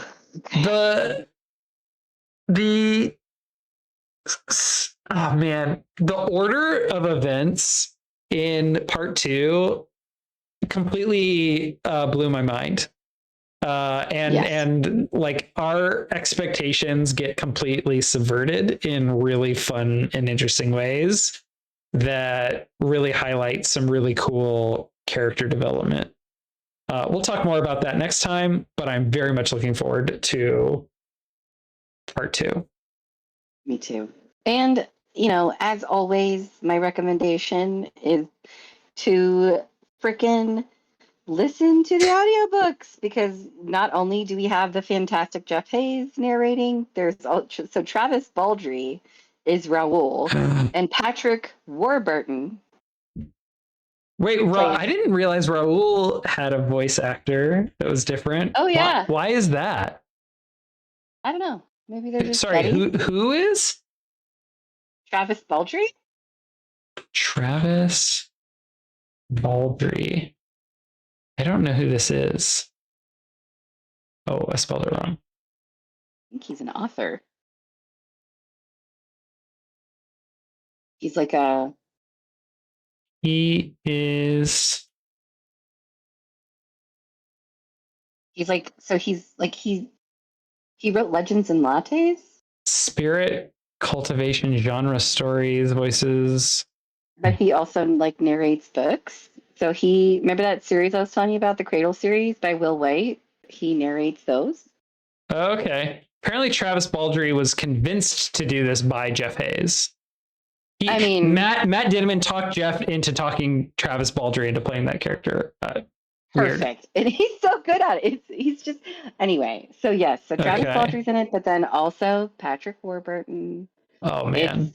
Really good. I don't know. It's always worth it to listen to the audiobooks for me. Fair enough. Given that these are shorter sections, I might have enough time to listen to them in full as I'm walking around with Nova. So I might actually get this one. I have to ask you, what speed are you listening to your audiobooks at? Please don't tell me it's 1. It's at ×1 speed. Why would I? That's why. So that's why you don't have enough time. Shannon, I have an auditory processing disorder, so listening to things is challenging for me. I listen to books at a 1.5 pretty much as my baseline. 1.3 if I'm trying to savor it. But listening to books at a 1x, oh wow. You're crazy, dude. Yeah, well, sue me, I guess. I'm gonna. Dare you? No. Fair enough. But yeah, no, they're short chapters. It's really worth it. Anyway. It's gonna be really good. All right. We will see you all next time for chapters 38 through 51. Leave us a comment if you liked what we had to say, if you agree, if you disagree, if you have other thoughts on the book, on sections we missed, favorite quotes, if you have your own swag, let us know about it. And we'll see you next time on Read and React. Bye. Bye.